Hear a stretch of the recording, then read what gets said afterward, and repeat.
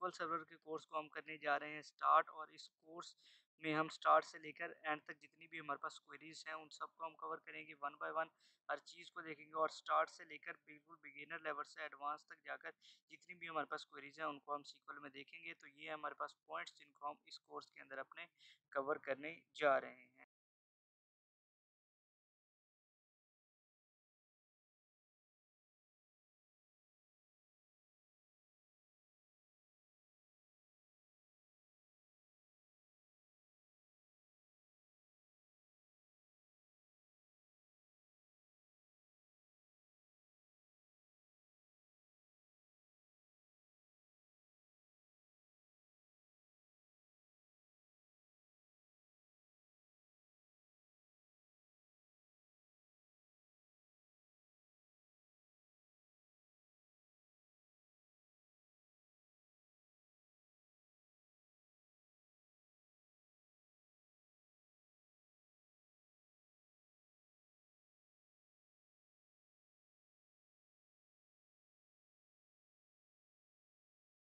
Introduction to database. A database is organized collection of structured information or data typically stored electrically in a computer system.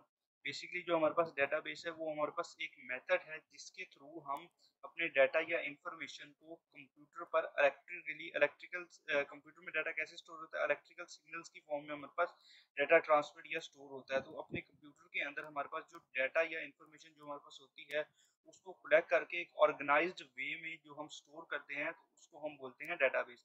A database management system allow a person to organise store and retrieve data from computer. Basically एक database management system कोई भी हमारे पास software होता है DBMS का, यहाँ पर जैसे हम एसक्यूएल यूज करते हैं, allow a person to organise store and retrieve data from computer. उसकी हेल्प से हम कंप्यूटर से डाटा कंप्यूटर में डाटा स्टोर भी कर सकते हैं, कंप्यूटर डाटा रिट्रीव भी कर सकते हैं, उसको एक स्ट्रक्चर वे में ऑर्गेनाइज भी कर सकते हैं। उसके बाद हम देखते हैं कि हमें क्यों ज़रूरत है डेटाबेसेस की, why we need databases. Retrieval of database, कि इसमें डाटा जो हमें रिट्रीव करना बहुत ज़्यादा आसान होता है। हम क्वेरीज लगाते हैं और जिस भी हमें जो भी रिकॉर्ड चाहिए तो उसके रिलेटेड जो हम क्वेरी लगाते हैं वो रिकॉर्ड हमारे पास आ जाता है। बेसिकली सर्चिंग ऑफ डाटा हमारे बस इससे सिंपल और हो जाती है, आसान हो जाती है। Searching of data easily accessible, कहीं पर भी हम अपने कंप्यूटर सिस्टम में या लैपटॉप में इस डाटा को एक्सेस कर सकते हैं किसी भी टाइम।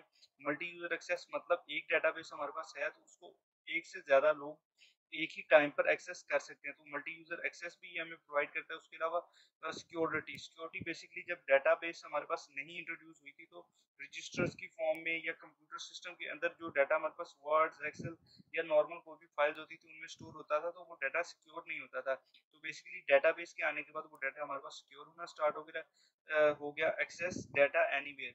ये जब मल्टी यूजर हमारे पास एक्सेस होती है या क्लाउड पर डाटा स्टोर होता है अगर कोई डेटाबेस, तो हम कहीं पर भी दुनिया के किसी भी हिस्से में हम उस डाटा को किसी भी टाइम इस्तेमाल कर सकते हैं, उसको हम एक्सेस कर सकते हैं। तो इसीलिए हमें, क्योंकि ये हम सारे फायदे हम डेटाबेस हमें दे रहा है, तो इसीलिए हम नॉर्मल कोई भी सॉफ्टवेयर कोई भी चीज़ यूज़ करने के बजाय हम यहाँ पर डेटाबेस को यूज़ करते हैं। इसके एडवांटेजेस हैं, जैसे इसी तरीके से इसके कुछ डिसएडवांटेजेस भी हैं, इसके कुछ नुकसान भी हैं। सबसे पहले है हार्डवेयर को सॉफ्टवेयर कॉस्ट। अगर हमें कोई भी सॉफ्टवेयर का यूज़ करना है तो वहाँ पर बेसिकली डाटा इलेक्ट्रिकली स्टोर हो रहा है तो वहाँ पर हमें सॉफ्टवेयर की कॉस्ट भी ज़्यादा आएगी, हार्डवेयर की कॉस्ट भी ज़्यादा आएगी। कम्प्लेक्सिटी, इन जो भी हमारे पास सॉफ्टवेयर होते हैं इनमें इन डाटा को स्टोर करना कम्प्लेक्स होता है, बहुत ज़्यादा मुश्किल होता है। कोई भी नॉर्मल पर्सन इनमें डाटा को नहीं स्टोर कर सकता। उसके अगला ही पॉइंट उस चीज़ को डिफाइन कर रहा है कि टेक्निकल स्टाफ। टेक्निकल स्टाफ मतलब हमें टेक्निकल वो लोग जो डेटाबेस या इस से फ़ैमिलियर हों, जो उसको यूज़ करते हों, तो वही उसको यूज़ कर सकते हैं। तो हमें टेक्निकल स्टाफ की ज़रूरत होती है जो हमारे पास डेटाबेस को हमें बनाकर दे, उसको मेंटेन करे, तो उसकी भी कॉस्ट हमें आएगी। उसके अलावा ट्रेनिंग, क्योंकि अब हर हर ऐसा पर्सन तो हम रख नहीं सकते जिसको हम टेक्निकल स्टाफ तो हर एक को रख नहीं सकते, बेसिकली वो मैनेज नहीं हो सकता। तो हमारे पास जो नॉर्मल लोग हमारे वर्क प्लेस पे होंगे उनको हमें ट्रेनिंग देनी पड़ेगी उस सॉफ्टवेयर के रिलेटेड जो हम डेटाबेस में यूज कर रहे होंगे। Field of database, database all the all the files stored in a single database, so chances of database failure become more. मतलब एक हमारे पास कंप्यूटर जो होता है वो हमारे पास मेन कंप्यूटर के अंदर डेटाबेस पड़ी होती है डाटा, और उससे मल्टी यूजर एक्सेस भी दी जा सकती है, या मल्टी यूजर एक्सेस भी दी होती है। उसके अलावा डिफरेंट कंप्यूटर उसके थ्रू डाटा को एक्सेस कर रहे होते हैं। तो वो अगर हमारे पास फेलियर हो जाता है, जो मेन डाटाबेस है हमारे पास उसका फेलियर हो जाता है, तो सब डाटा हमें लूज हो जाता है। ये इसके हमें नुकसान आते हैं। तो इससे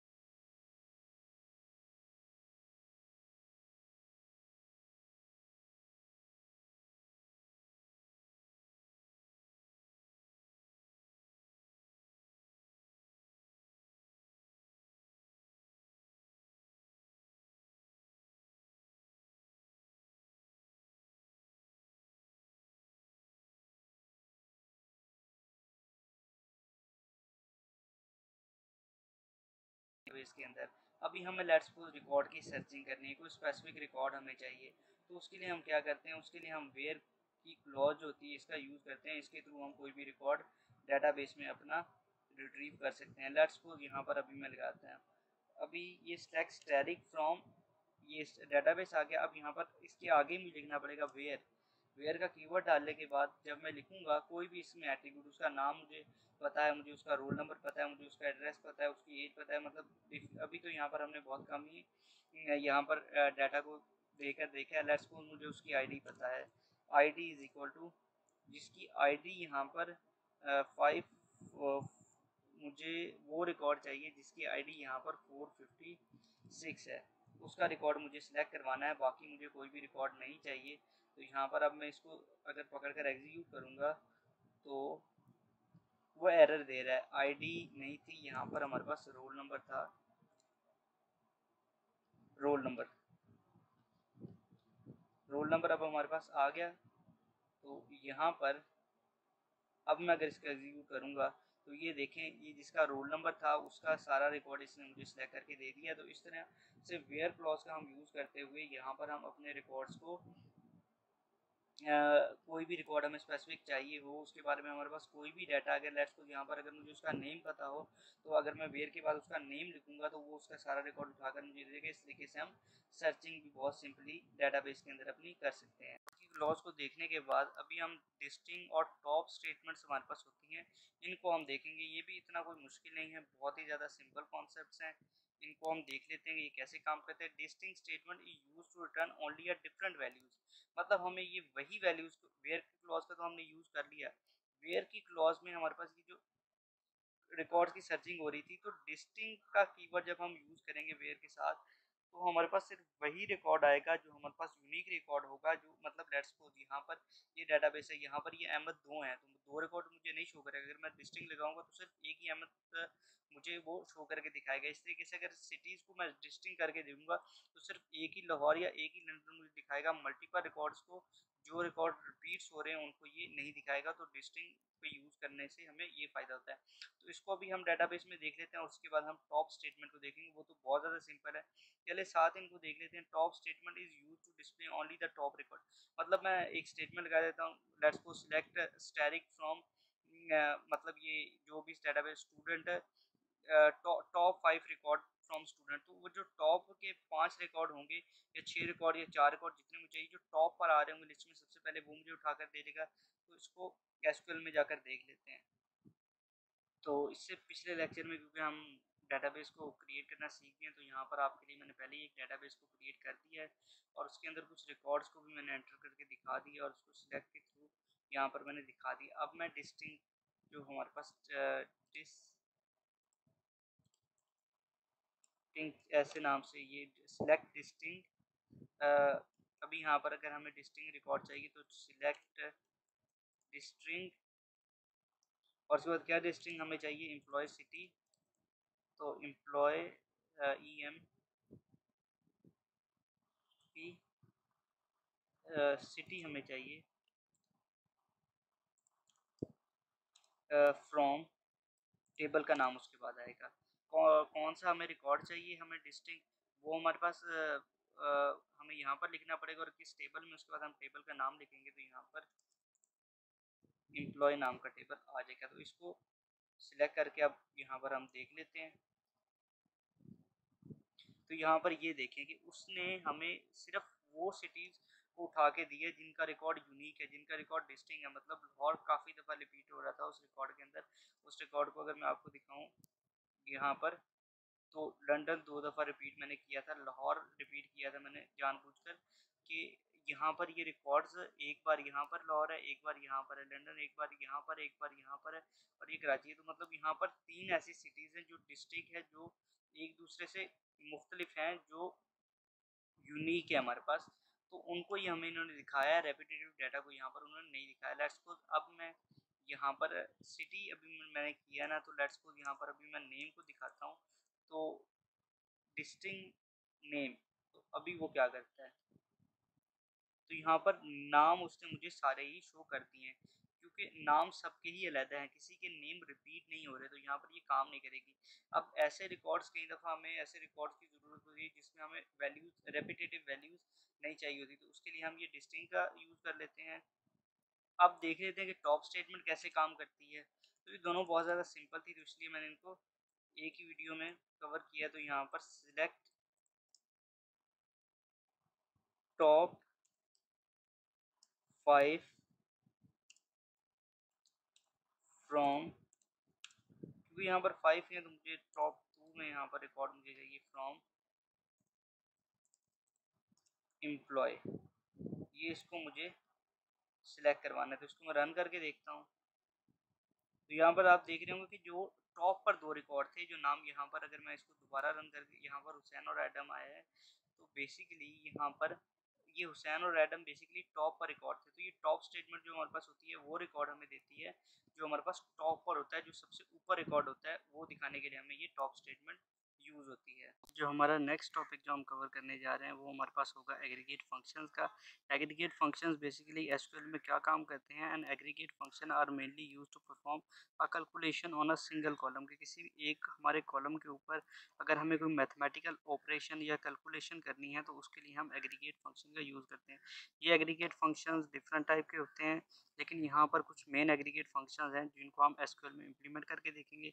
सबसे पहले आ जाता है काउंट। काउंट का हम बेसिकली तब यूज़ करते हैं जब हमें किसी भी स्पेसिफिक कॉलम के अंदर ये चेक करना होता है कि कितनी एंट्रीज उसमें हुई हैं, तो उसको काउंट करके ये बता देता है। उसके बाद सम आ जाता है। किसी भी कॉलम के अंदर अगर हमें किसी डाटा को सम करना हो तो उसके लिए यूज़ किया जाता है मैक्सिमम।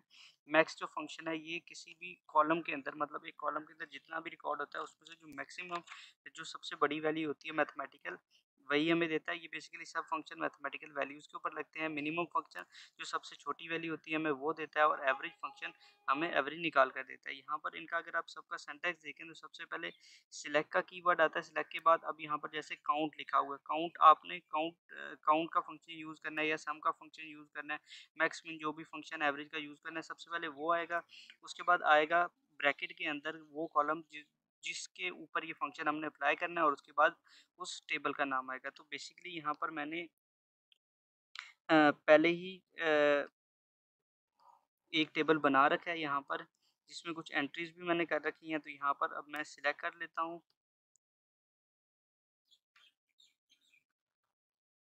एक एम्प्लॉय का मैंने टेबल बनाया जिसके ऊपर उसकी सैलरी, उसका नेम, ये सब कुछ मैंने डिस्प्ले कराया है। उसका फर्स्ट नेम, लास्ट नेम, उसकी सैलरी, और उसकी यहाँ पर डिपार्टमेंट आईडी जो भी है, ये मैंने ये यहाँ पर इस डेटाबेस के अंदर इनको एंटर कर दिया। ये यहाँ पर रिकॉर्ड अब आपको नज़र आ रहा होगा।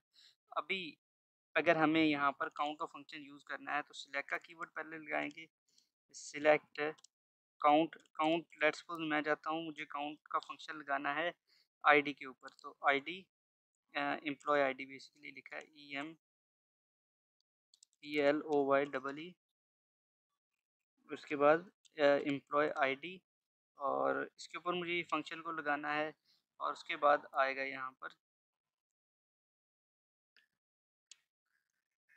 फ्रॉम का कीवर्ड, और उसके बाद आएगा उस टेबल का नाम। तो टेबल का नाम हमारे पास एम्प्लॉय 2 था, तो एम्प्लॉय 2 यहाँ पर जब हम लगाएंगे तो ये सजेशन आ गया एम्प्लॉय 2 का। ये जब हम लगाएंगे और उसके बाद इसको सिलेक्ट करेंगे तो ये काउंट करके हमें बताएगा। यहाँ पर तो हमारे पास बहुत ही कम एम्प्लॉयज़ हैं, लेकिन ये देखिए यहाँ पर 4 एम्प्लॉयज़ ये लिखा आ गया कि 4 यहाँ पर हमारे पास एम्प्लॉयज़ हैं। तो बेसिकली अब लेट्स सपोज मुझे सैलरी चाहिए, सैलरी का मुझे सम चाहिए जो मैं अपने एम्प्लॉयज़ को मतलब दे रही। यहाँ तो बहुत कम डाटा, लेकिन जब बहुत ज़्यादा डाटा होगा तब भी ये हमारे बहुत ज़्यादा काम आएगा। और उस कॉलम का नाम क्या है हमारे पास, जिसमें सैलरी है, EMP सैलरी, सैलरी ये लास्ट पे है। अभी अगर मैं इसको सिलेक्ट करूँगा तो वो जितनी भी सैलरीज़ एम्प्लॉयज़ की टोटल, मतलब जितने एम्प्लॉयज़ हैं उनको जितनी सैलरी होगी उनका एक सम करके मुझे दे देगा। सैलरी में यहाँ कुछ एरर आ रहा है। यहाँ पर जो नाम हमने रखा हुआ था वो खाली सैलरी था, और यहाँ पर ईएमपी सैलरी हम लिख रहे थे तो एरर आ रहा था, अभी यहाँ पर ये ठीक है। यहाँ पर एवीजी फंक्शन का मैंने यूज़ किया तो वो ठीक से काम कर रहा है। अभी यहाँ पर मैं सम का फंक्शन अगर यूज़ करूँगा तो ये भी बिल्कुल सही तरीके से वर्क करेगा। अब मैं इसको रन करके देखता हूँ तो यहाँ पर टोटल ये सैलरी जो है वो भी इसने शो कर दी। अब यहाँ पर ये कॉलम के ऊपर लिखा कुछ नहीं आ रहा है, यहाँ पे नो कॉलम नेम। तो इसको अगर मुझे लिखना है तो यहाँ पर मैं दे सकता हूँ एज, और उसके आगे जो भी मुझे नाम देना है, लेट्स सपोज मैं दे देता हूँ टोटल सैलरी। ये अगर मुझे इसको नाम देना है तो यहाँ पर ये नाम इसका आ जाएगा। अब मैं अगर इसको चलाकर दोबारा देखता हूँ तो यहाँ पर इस कॉलम के ऊपर इसका नाम भी आ जाएगा जो होगा टोटल सैलरी का। तो यहाँ पर इस एएस को हम इलियास बोलते हैं, इसको आगे हम देखेंगे भी। और उसके बाद सम के बाद लेट्स सपोज मुझे मैक्स चाहिए, यहाँ से मैक्सिमम सैलरी मुझे चाहिए किसी भी एम्प्लॉय की। तो यहाँ पर टोटल सैलरी लिखने है तो मैक्सिमम 71,000 सैलरी थी, तो उसने हमें वो शो कर दी। और अब अगर यहाँ पर टेबल में चेक करें कि मैक्सिमम ये एक्यूरेट रिकॉर्ड दे भी रहा है कि नहीं, तो मैक्सिमम सैलरी यहाँ पर 71,000 यही सबसे ज़्यादा सैलरी है, तो बिल्कुल ठीक दे रहा है। और मिनिमम सैलरी अब देख लेते हैं, हमारे पास 42,000 है, तो मिनिमम मिन फंक्शन का भी यूज़ करके देख लेते हैं। तो बेसिकली ये हमारे पास उन कॉलम्स के लिए यूज़ होता है जहाँ पर हमें कोई भी मैथमेटिकल फंक्शन यूज़ करना होता है। तो जो 42,000 मिनिमम सैलरी थी वो भी इसने हमें यूज़ कर दी। तो इस तरीके से एग्रीगेट फंक्शंस को हम अपने एसक्यूएल सर्वर के अंदर यूज़ करते हैं। एग्रीगेट फंक्शन जब हमने पढ़ लिए हैं तो इससे नेक्स्ट अभी हम पढ़ने वाले हैं ग्रुप बाय को। तो group by is the group by clause SQL is used to group a row with the same value. मतलब हमारे पास कुछ ये हमारे पास जो रोज़ गिवन होती हैं किसी स्पेसिफिक कॉलम्स के अंदर, जो सेम डाटा होता है उनको एक स्पेसिफिक ग्रुप के अंदर हमें शो करता है। लेट्स सपोज यहाँ पर जैसे ये एक टेबल बना हुआ है, तो ये जो यूएसए होगा, ये यूएसए के जितने भी यहाँ पर हमारे पास एम्प्लॉय होंगे उनको एक ग्रुप में कर देगा। अगर सिटी को देखें तो यहाँ से लंदन के 2 हैं, तो इन 2 लोगों का ये ग्रुप को सेम कर देगा। और लेट्स सपोज यहाँ पर लाहौर के 2 हैं, अगर लाहौर या किसी और सिटी के 2 हों तो उनको एक ग्रुप कर देगा। या फिर कंट्रीज़ के, अगर हमारे पास डिफरेंट कंट्रीज़ के एम्प्लॉयज़ हैं, तो लेट्स सपोज इंडिया के जो एम्प्लॉयज़ हैं उनको वो एक ग्रुप में कर देगा, पाकिस्तान के एक ग्रुप में कर देगा, ऑस्ट्रेलिया के एक ग्रुप में कर देगा। इस तरीके से जब हमें किसी भी डाटा को जो हमारे पास गिवन होता है, हमारे पास जो भी डेटाबेस के अंदर, उनको हमें एक स्पेसिफिक ग्रुप के अंदर देखना होता है, या हमें ये देखना होता है कि हमारे पास कितने एम्प्लॉयज़ इस स्पेसिफिक कंट्री या स्पेसिफिक सिटी से हैं, तो तब तब हम उनको ग्रुप करते हैं। तो यहाँ पर अभी इसको हम देख लेते हैं।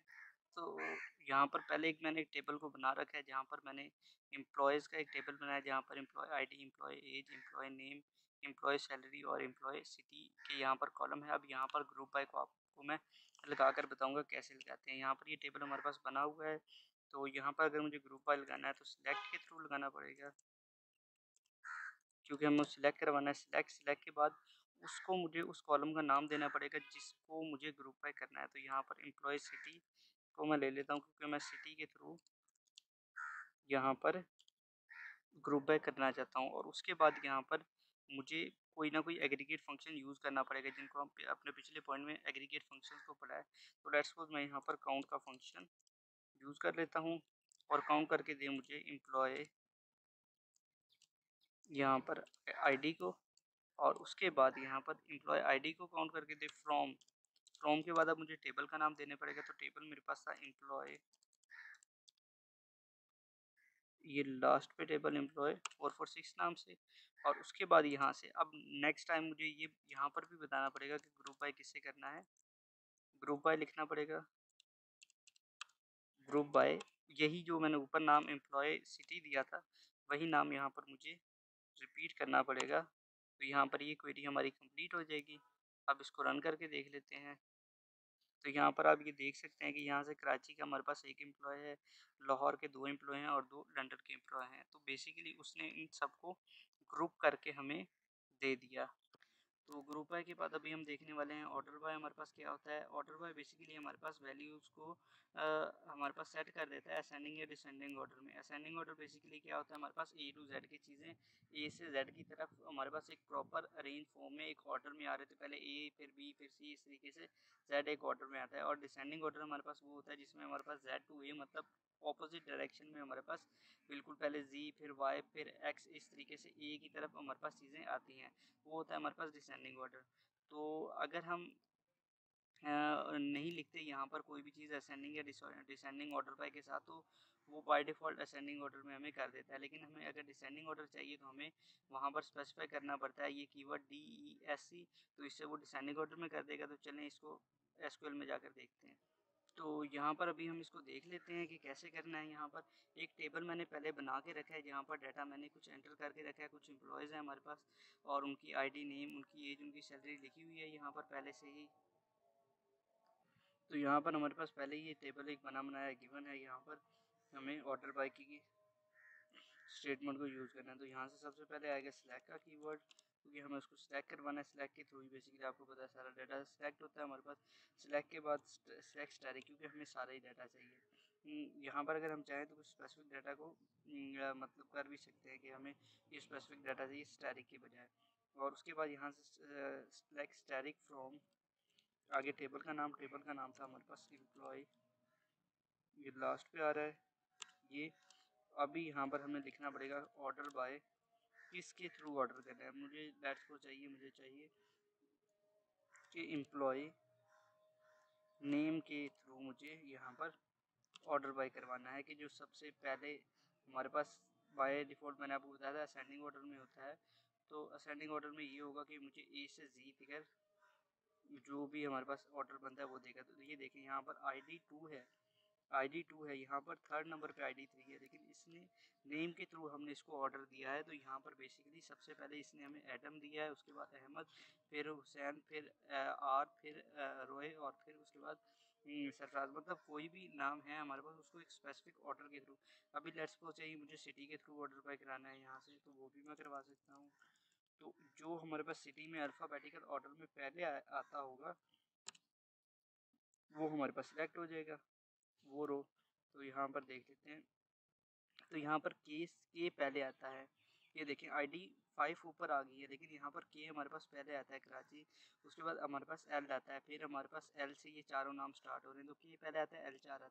तो जब हमने इसके थ्रू हमने असेंडिंग ऑर्डर में किया है, तो यहाँ पर हमारे पास ये रिजल्ट आ गया। अभी यहाँ पर इसको चेंज करके नेम ही करते हैं, और नेम को डेट्स मुझे अभी डिसेंडिंग ऑर्डर में चाहिए। तो DESC ये डिसेंडिंग के लिए यूज़ होता है। तो अब मुझे जी से ए की तरफ ये उल्टी डायरेक्शन में नंबर्स को देगा। तो यहाँ से देखिए एस सबसे एंड पर आता है, आर उसके बाद आता है, फिर एच आता है, फिर ए आता है हमारे पास। तो इसने इस तरीके से हमें डिसेंडिंग ऑर्डर में इसको करके दे दिया। ऑर्डर बाय के बाद अब हम देखने वाले हैं कि हमारे पास एंड और नॉट क्या होता है और इनको हम सीक्वल के अंदर कैसे यूज़ करते हैं। बेसिकली ये वेयर क्लॉज के साथ हमारे पास यूज़ होते हैं, और जब हमने एक से ज़्यादा कंडीशंस को अप्लाई करना होता है तब हमारे पास ये यूज़ होते हैं। एक से ज़्यादा कंडीशन में से मेरा मतलब बेसिकली ये है कि जब हम वेयर क्लॉज का यूज़ करते थे कि कंडीशन लगाते थे select static from employee where name is equal to Hasan. तो हसन नाम के लेट्स सपोज एक डाटाबेस है, उसमें 1 मिलियन लोगों की डाटाबेस है। तो वहाँ पर हो सकता है कि 20-25 हसन नाम के लोग हों, तो उन सब का रिकॉर्ड हमें उठा कर देगा। लेकिन हमें तो एक्यूरेसी चाहिए। एक्यूरेसी के लिए हम फिर ये हमें एक से ज़्यादा कंडीशंस को भी अप्लाई करना पड़ता है। हम ये नहीं कह सकते उसका नेम ये है। हम लेट्स सपोज हमें अगर उसकी आईडी पता है, तो हम ये नेम के बाद अगर आईडी देंगे तो वही स्पेसिफिक रिकॉर्ड हमारे पास सामने आ जाएगा जो हमें चाहिए। एंड में हमारे पास बेसिकली क्या होता है, एंड का जब हम यूज़ करते हैं तो दोनों कंडीशंस का सही होना ज़रूरी होता है। मतलब लेट्स सपोज अगर मैं प्रोबेबली शो नहीं हूँ कि एक मेरे पास एम्प्लॉय है, उसका उसका नेम अली है, और उसकी आईडी मैं श्योर नहीं हूँ कि 5 है 6 है। मैं लेट्स सपोज डाल देता हूँ 6, अब उसकी आईडी 6 नहीं है, तो वो एंड में मुझे कोई भी रिकॉर्ड शो नहीं करेगा। मतलब दोनों कंडीशन का ट्रू होना ज़रूरी है कि उसकी आईडी उसे मैच कर जाए और उसका नेम उससे मैच कर दे, तब मुझे रिकॉर्ड मिलेगा, नहीं तो नहीं मिलेगा। और में बेसिकली ये होता है कि दोनों में से एक कंडीशन भी ट्रू होती है तो मुझे आंसर कर देता है। मतलब पिछली एग्जांपल में जैसे अली था तो वो अली का रिकॉर्ड भी मुझे दे देगा, और इस वो जो आईडी मैंने डाली थी उस एम्प्लॉय का रिकॉर्ड भी मुझे दे देगा। और अगर दोनों सेम ही हैं तो वो एक ही रिकॉर्ड मुझे देगा। और नोट में मैं ये स्पेसिफाई कर सकता हूँ कि इस रिकॉर्ड के अलावा मुझे बाकी सारे रिकॉर्ड उठाकर दे दे। तो इसको एसक्यूएल में बेसिकली जाके इम्प्लीमेंट करके देख लेते हैं कि ये कैसे काम करता है। तो यहाँ पर एसक्यूएल में मैंने पहले ही आपके लिए एक टेबल बना के रखा है जिसमें एम्प्लॉय नाम का एम्प्लॉय, जिसमें employee name, employee age, employee salary और एम्प्लॉय सिटी है। तो यहाँ से अब मुझे, ये तो बहुत छोटी डेटाबेस है, लेट्स सपोज आप जिस डेटाबेस पर काम कर रहे हैं वो बहुत ज़्यादा बड़ी हो, वहाँ पर सर्चिंग करनी हो तो काफ़ी डिफ़िकल्टी होती है। तो सिलेक्ट स्टैटिक, अभी यहाँ पर स्टैटिक आएगा फ्रॉम एम्प्लॉय, ये डेटाबेस टेबल का नाम आ जाएगा और टेबल के नाम के बाद आ जाएगा वेयर। वेयर की कंडीशन आएगी वेयर, सबसे पहले और का यूज़ कर लेते हैं। वेयर, वेयर जो EMP नेम है वो इक्वल है, यहाँ से इस डेटाबेस के अंदर देख लेते हैं। लेट्स सपोज रॉय को उठा लेते हैं और दरमियान में एंड लगा देते हैं, एंड लगा देते हैं रॉय का। बेसिकली हमारे पास ID क्या है 4 है, लेकिन यहाँ पर मैं ID लेट्स सपोज मैं श्योर नहीं हूँ, मैं उसकी ID लगा देता हूँ यहाँ पर 5। तो अब मैं इसको रन करके देख लेता हूँ। तो देखिए कुछ भी नहीं शो हुआ मुझे, ये दोनों कंडीशंस का ट्रू होना ज़रूरी था, नहीं तो मुझे कोई भी रिकॉर्ड नहीं मिलता। अब यहाँ पर लेट्स सपोज मैं अगर और कर देता हूँ दोनों कंडीशन, अब दोनों कंडीशंस ही आपस में मतलब मैच नहीं कर रहे। वो रॉय की ID 4 है और एम्प्लॉय 5 की ID पता नहीं क्या है। तो ये मुझे दोनों रिकॉर्ड, मतलब फर्स्ट रिकॉर्ड भी दे देगा, सेकंड भी दे देगा, मतलब दोनों में से कोई एक कंडीशन भी ट्रू हो जाए या फिर दोनों ही जो कंडीशन हम देते हैं उन दोनों का रिकॉर्ड हमें दे देते हैं, तो इससे भी हमें काफ़ी ज़्यादा सिंप्लीफाइड डाटा मिल जाता है। अब यहाँ पर मैं एंड अगर लगाता हूँ और उसकी ID मैं ठीक देता हूँ तो यहाँ पर एंड के अंदर दोनों ही कंडीशंस का ट्रू होना ज़रूरी है। तो फिर यहाँ पर जैसे नेम या फादर नेम से भी सर्च कर सकते हैं कि फादर नेम बेसिकली बहुत रेयरली लोगों का सेम होता है, तो वहाँ पर ज़्यादा चांसेस तो यही होते हैं कि हमें डाटा वहाँ पर लेट्स सपोज यहाँ पर एम्प्लॉय नेम और उसके आगे उसके फादर का नेम लिखकर यहाँ पर अगर हम एंड का यूज़ करते हैं तो बेसिकली हमें डाटा आसानी से मिल जाता है। उसके बाद मैं नॉट अगर लिखता हूँ, नॉट का यूज़ आपको बताता हूँ, वो तो बहुत ज़्यादा सिंपल है। वेयर एम्प्लॉय, वेयर,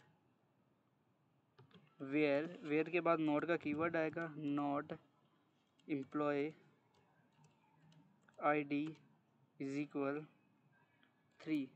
तो मैं यहाँ पर कह रहा हूँ कि मुझे एम्प्लॉय 3 की ID वाला रिकॉर्ड नहीं चाहिए, बाकी सारे रिकॉर्ड मुझे उठा कर दे दे। तो ऐसे ही करेगा, बीच में ये 3 को रिमूव कर देगा। अब यहाँ पर लेट्स सपोज एक डाटाबेस के अंदर मल्टीपल सिटीज़ के लोग हैं, तो यहाँ से मुझे लंदन के लोग नहीं चाहिए, तो EMP सिटी में मैं डाल दूँगा कि सिटी इज़ इक्वल लंदन। अगर मैं कर देता हूँ तो यहाँ से वो जितने भी मेरे पास रिकॉर्ड्स रिलेटेड टू लंदन होंगे वो सारे के सारे शो नहीं करेगा। तो यहाँ से आप देख सकते हैं यहाँ से लाहौर और कराची शो होगा, लंदन के हमारे पास 2 रिकॉर्ड थे वो हमारे पास रिमूव हो चुके हैं। तो इस तरीके से एंड और नोट का हम यूज़ कर सकते हैं सर्चिंग में। एंड और नॉट के बाद अभी जो हम नेक्स्ट देखने जा रहे हैं, अगला हमारा पॉइंट होगा लाइक इन और बिटवीन ऑपरेटर। ये हमारे पास किस तरीके से यूज़ होते हैं, जैसे इससे प्रीवियस हमने अभी अभी देखा है कि यहाँ पर हमारे पास एंड और नॉट वेयर क्लॉज के साथ यूज़ होते हैं जब हम मल्टीपल कंडीशंस लगाती होती हैं वेयर के साथ। तो बिल्कुल इसी तरीके से लाइक इन और बिटवीन ऑपरेटर, ये तीनों भी बिल्कुल इसी तरीके से हमारे पास वेयर क्लॉज के साथ यूज़ होते हैं। तो चलें सीक्वल पर जाकर देख लेते हैं कि कैसे रन करते हैं। यहाँ पर पहले से मैंने आपके लिए एक डेटाबेस बना दी है जिसमें कुछ 11 स्टूडेंट का मैंने डाटा एंटर करके दिखाया। अब यहाँ पर हम लाइक इन और बिटवीन को देख लें। लाइक बेसिकली हम तब यूज़ करते हैं बेसिकली सर्चिंग पर्पज़ के लिए। हम बता देते हैं कि पहला वर्ड ये होगा, उसके बाद कितने भी वर्ड आ सकते हैं, या पहले वर्ड का हमें नहीं पता, हमें सेकंड वर्ड का पता है, उसके बाद कितने भी वर्ड्स आ सकते हैं। या फिर हम ये वहाँ पर कंडीशन दे सकते हैं कि कुछ ब्रैकेट्स के अंदर कुछ वर्ड दे सकते हैं कि वो वर्ड जो A से स्टार्ट हो रहे हैं, B से स्टार्ट हो रहे हैं, C से स्टार्ट हो रहे हैं, हमें सिर्फ वही चाहिए, उसके बाद जो मर्जी है और बाकी हमें नहीं चाहिए। तो इस तरीके से सर्चिंग के लिए हम लाइक का यूज़ करते हैं। अभी हमें इसको इम्प्लीमेंट करेंगे। उसके अलावा बिटवीन, जब हम वैल्यूज़ लेट्स सपोज सैलरीज़ हैं, कोई टेबल है जिसमें सैलरीज़ बनी हुई हैं, तो सैलरीज़ में हम कहते हैं कि हमें लेट्स सपोज चाहिए सैलरीज़ 20,000 से लेकर 50,000 के बिटवीन जितनी भी सैलरीज़ हैं वो हमें सब उठा कर दे दे, तो उसके लिए हम बिटवीन फंक्शन का यूज़ करते हैं। और लास्ट पे ये जो इन हमारे पास फंक्शन है, इनमें हम कुछ वैल्यू स्पेसिफाई करते हैं, जैसे कि हमें वैल्यूज़ चाहिए लाहौर और कराची के बिटवीन, हमें सिर्फ लाहौर और कराची चाहिए, तो करली ब्रेसेस के अंदर हम सिर्फ लाहौर और कराची लिखेंगे और लाहौर और कराची की जितनी वैल्यूज़ होंगी वो हमें दे देगा। नंबर्स का भी इसमें यही सिस्टम होता है कि जो हम इसको एक्यूरेट नंबर देते हैं वही नंबर हमें ये उठाकर उनके मतलब वही वैल्यूज़ हमें उठाकर दे। लेट्स सपोज़ मैं इनमें लिख देता हूँ कि मुझे 270 मार्क्स वाला बच्चा चाहिए और 280 वाला, तो 260 और 280 वाले सिलेक्ट होगा, ना उसके ज़्यादा सिलेक्ट होगा ना उससे कम सिलेक्ट होगा। सिर्फ जो 2 मैंने स्पेसिफाई किए होंगे या 3 स्पेसिफाई या 4 जितनी मर्ज़ी इनमें स्पेसिफाई कर सकता हूँ, उस हिसाब से मुझे मिलेगा। तो इसको अभी इम्प्लीमेंट करके देख लेते हैं। यहाँ पर सबसे पहले लाइक को देख लेते हैं। लाइक हमारे पास बिल्कुल पहले ऐसे ही लिखना पड़ेगा, सिलेक्ट स्टैटिक फ्रॉम जो हमने टेबल बनाया हुआ है स्टूडेंट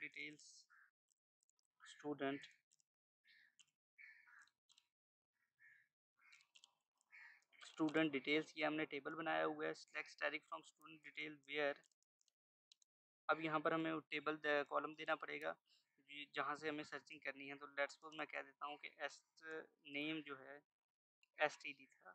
एस टी डी मतलब यहाँ पर एस टी डी शॉर्ट में स्टूडेंट को मैंने दिया था। एस टी डी नेम जो है यहाँ पर S T D where S T D name, और उसके बाद मुझे लाइक का कीवर्ड देना पड़ेगा कि एस टी डी नेम, और अब मुझे बताना पड़ेगा कि S T D name like कैसे है। मैं कह देता हूँ लेट्स सपोज यहाँ पर ए फर्स्ट लेटर उसका होना चाहिए और उसके बाद कितने मर्जी भी लेटर आ सकते हैं। तो यहाँ पर इसको मैं ऐसे स्पेसिफाई करूँगा, इसके ऊपर ये कोड्स भी लगानी पड़ेंगी। और अब मैं इसको क्वेरी को चला कर देखता हूँ, तो जो ए के हमारे पास ए वाले सारे होंगे रिकॉर्ड्स, ये देखिए अहमद अब्दुल्ला और आमिर 3 ए से रिकॉर्ड स्टार्ट हो रहे थे, उसके बाद जो भी आ रहा है उसको फ़र्क नहीं पड़ रहा। अब लेट्स सपोज मैं कह देता हूँ कि यहाँ पर इसका मतलब है कि फ़र्स्ट लेटर, अब मैं इस क्वेरी को चेंज कर रहा हूँ कि फ़र्स्ट लेटर तो हमारे पास हमें नहीं पता, लेकिन उसका सेकंड लेटर हमारे पास ए होना चाहिए। तो नेम से सेकंड लेटर, ये देखें वसीम का ए, लतीफ़ का ए, राजू का ए, बासित का ए और हफीज़ का ए। तो जो ए सेकंड लेटर था वो हमारे पास हो गया। अब तीसरी हमारे पास एक चीज़ इसमें ये भी होती है कि हम ऐसे भी स्पेसिफाई कर सकते हैं, ये ब्रैकेट्स का यूज़ करके, और यहाँ पर कॉमा से स्पेसिफाई कर सकते हैं कि बी और एल से जितनी भी सिटीज़ स्टार्ट हो रही हैं, यहाँ पर एक मिनट में सिटीज़ के ऊपर ये लगा कर देखता हूँ। नेम को यहाँ से हटा के मैं ये सिटी के ऊपर लगा देता हूँ। सिटी तो सिंपली एज इट इज़ ही लिखा हुआ है कि वो वाली सिटीज़ मुझे उठा के दे दी जिनका स्टार्ट ए से हो रहा है, बी से हो रहा है या एल से हो रहा है।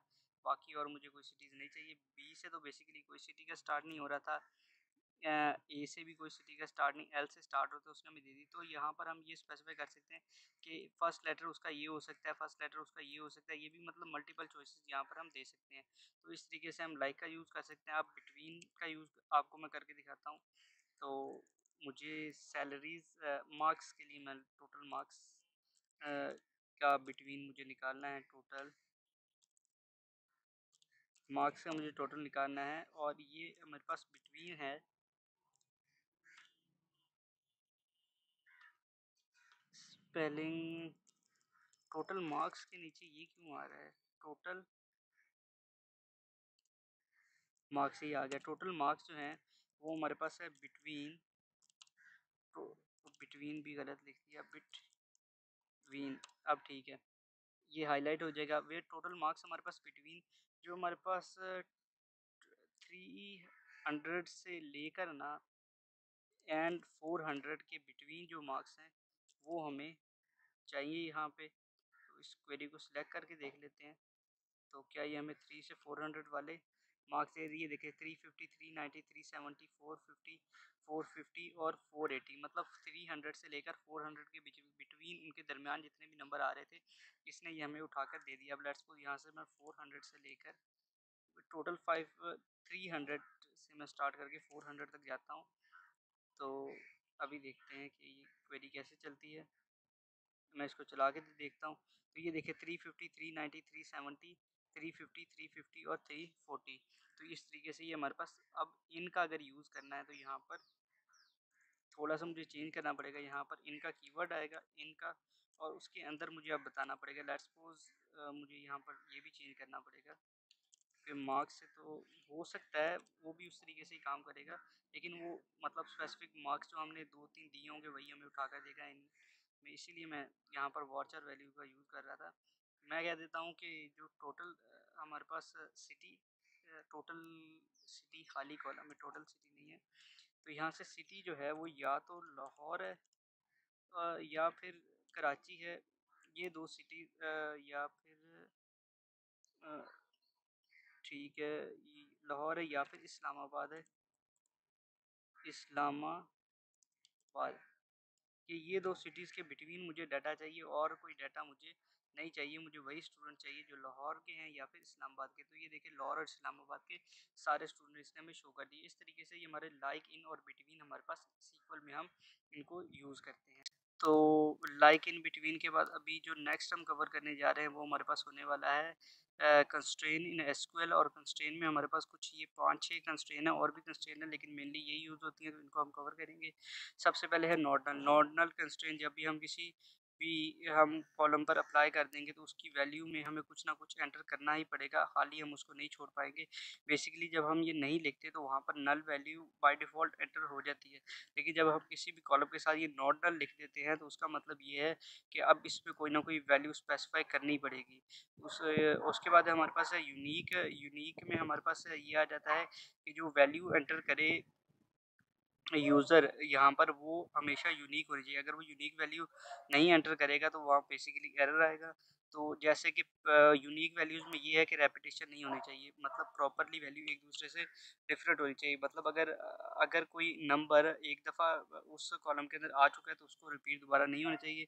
यूनिक लगा देंगे तो हमारे पास ये फंक्शन परफॉर्म होगा। चेक हमारे पास बेसिकली फंक्शन जैसे हमने ए चेक करनी होती है, तो कोई भी कंस्ट्रेंट स्पेसिफाई जैसे हमने कि ए अगर वो 18 का है तो वो डाटा एंटर कर सकता है या नहीं, या आप कंस्ट्रेंट ये लगा सकते हैं कि अगर वो लाहौर का है सिटी का तो वो डाटा एंटर कर सकता है, नहीं तो वो नहीं कर सकता। इस तरीके से हम चेक चेक का यूज़ करते हैं कि कोई भी स्पेसिफिक कंडीशन देकर हम बाद में कि मतलब तब भी डाटा एंटर हो जब वो कंडीशन ट्रू हो। उसके बाद हमारे पास डिफ़ॉल्ट है, जैसे कि हम कभी-कभी हम वैल्यूज़ एसक्यूएल के में देते हैं तो वहाँ पर कई जगह हम वैल्यू नहीं भी देते, मतलब कि हमारे पास एसक्यूएल में कई दफ़ा ऐसा होता है कि कई कॉलम्स की वैल्यू हमें नहीं देनी पड़ती। वहाँ पर हमें कुछ डिफ़ॉल्ट मैसेज, मतलब अब अगर हर सिटी का, अब हमें सिटी भी हर एम्प्लॉयी की लिखनी है और एक कॉलम के अंदर हमारे पास सारे एम्प्लॉइज़ ही एक सिटी के आ रहे हैं तो वो डिफ़ॉल्ट वैल्यू हम दे देंगे। वो खुद ब खुद सब में बाय डिफ़ॉल्ट वो वैल्यू डालता रहेगा। तो जब भी किसी कॉलम में कोई वैल्यू बाय डिफ़ॉल्ट हमने करनी होती है तो उसके लिए हम डिफ़ॉल्ट का यूज़ करते हैं। तो चलिए जाकर इसको हम सीक्वल में इम्प्लीमेंट कर देते हैं। प्राइमरी और फॉरेन की को अपने नेक्स्ट पार्ट में हम कवर करेंगे क्योंकि वो ज़रा थोड़े कुछ इंपॉर्टेंट और लेंथी टॉपिक्स हैं। तो यहाँ पर हम अब इन कंस्ट्रेंट को अप्लाई करके देखने वाले हैं कि ये हमारे पास कैसे काम करती हैं। सबसे पहले नॉट नल को हम देखते हैं। तो यहाँ पर अगर मैं नॉट नल मतलब टोटल मार्क्स जो हैं इसको मैं नॉट नल कर देता हूँ। यहाँ से इसकी डाटा टाइप के बाद अगर मैं नॉट नल कर देता हूँ तो बेसिकली होगा कुछ यूँ कि मैं उस कॉलम को छोड़ नहीं सकता। वहाँ पर स्पेसिफिकली मुझे कोई ना कोई डाटा एंटर करना पड़ेगा लाजमी तौर पर, जब मैंने नॉट नल स्पेसिफाई कर दिया है उसको। तो अब यहाँ पर ये नहीं हम कर सकते कि यहाँ पर कोई भी कॉलम के मार्क्स को हम एम्प्टी छोड़ दें, एम्प्टी नहीं रहेगा, वहाँ पर कोई ना कोई वैल्यू हमें देनी पड़ेगी। नॉर्मल जब हम अप्लाई कर दें तो इसका मतलब हम यूज़र को रिस्ट्रिक्ट कर सकते हैं कि उस किसी स्पेसिफिक कॉलम को छोड़ नहीं सकता, वहाँ पर उसको कोई ना कोई वैल्यू देनी पड़ेगी। तो इसके लिए हम नॉट नल का यूज़ करते हैं। नॉट नल के बाद यहाँ पर मतलब जब हम नॉट नल ये नहीं लिखते तो वो नल वैल्यू को बाय डिफ़ॉल्ट कंसिडर कर लेता है। तो जब हम ये नॉट नल लिख देंगे तो वो वहाँ पर यूज़र को कोई ना कोई वैल्यू लाज़मी एंटर करनी पड़ेगी। अब यहाँ पर नेक्स्ट जो हमारे पास है, अगला वो हमारे पास है चेक का। चेक हम लगा देते हैं यहाँ पर, एज के ऊपर चेक लगा देते हैं। यहाँ पर हमारे पास एज कहाँ पर है, यहाँ पर एज में लगा देते हैं। ये लगाने के बाद चेक का कीवर्ड लिखेंगे, चेक का कीवर्ड लिखेंगे और उसके बाद यहाँ पर पैरामीटर्स के अंदर हम कर देंगे कि जो हमारे पास एज है वो हमारे पास ग्रेटर देन, अगर 18 है तो तभी डाटा एंटर हो, नहीं तो ना हो। यहाँ पर अब अ, इसको 1 मिनट मैं यहाँ पर अगर इसको दोबारा रन करना पड़े, मैं 1 मिनट देखता हूँ, अगर ये रन हो जाता है तो ठीक है, नहीं तो मैं यहाँ पर ऑलरेडी एग्ज़िस्ट कर रहा है तो ये मुझे नहीं करने दे रहा है। यहाँ पर मैं इसको अब इसके नाम को चेंज करके देखता हूँ। तो यहाँ पर कंपाइलाइज़ेशन हो चुकी है। मैंने इस टेबल का नाम बस चेंज कर दिया क्योंकि एक दफ़ा जो एग्ज़ीक्यूट हो जाए यहाँ पर, अगली दफ़ा वो नहीं होता तो काफ़ी इशू होता है, तो यहाँ पर अब मैंने इस टेबल का नाम भी चेंज कर दिया। लास्ट जो कॉलम है वहाँ पर अब एज मैंने 17 देखा, देखिए क्या आमिर का डाटा अब हमारे पास आएगा। तो देख लेते हैं यहाँ पर कंस्ट्रेंट लगी हुई है हमारे पास, चेक ये नीचे एरर दे दिया है कि आप 17 नहीं लगा सकते एज यहाँ पर, इसी वजह से एरर आया। अब अगर मैं इसको 18 करूँगा तो यहाँ पर वो डाटा एंटर करने करने देगा। तो इस चेक की वजह से यहाँ पर हमारे पास ये हुआ है कि अब लाज़मी तौर पर ये चेक अगर हमारा होगा तो उसके बाद ही हमारा डाटा एंटर होगा, नहीं तो नहीं होगा। यहाँ पर आप देख सकते हैं कि यहाँ पर अब ये डाटा एंटर हो चुका है सबका। तो यहाँ से लेट्स सपोज़ मैं इसको सिटी को डिफ़ॉल्ट कर देता हूँ। डिफ़ॉल्ट यहाँ पर मैं सिटी में डिफ़ॉल्ट कर देता हूँ कि लाहौर, कि अगर कोई सिटी एंटर ना हो तो लाहौर एंटर हो जाए। तो यहाँ पर ये मैंने कर दिया। उसके बाद नीचे एक मुझे क्वेरी लिखनी पड़ेगी, क्योंकि अगर यहाँ मैं एंटर करूँगा तो नल वैल्यूज़ को वो शो करेगा। तो यहाँ से इंसर्ट इनटू, आगे स्टूडेंट डिटेल्स था, तो यहाँ से स्टूडेंट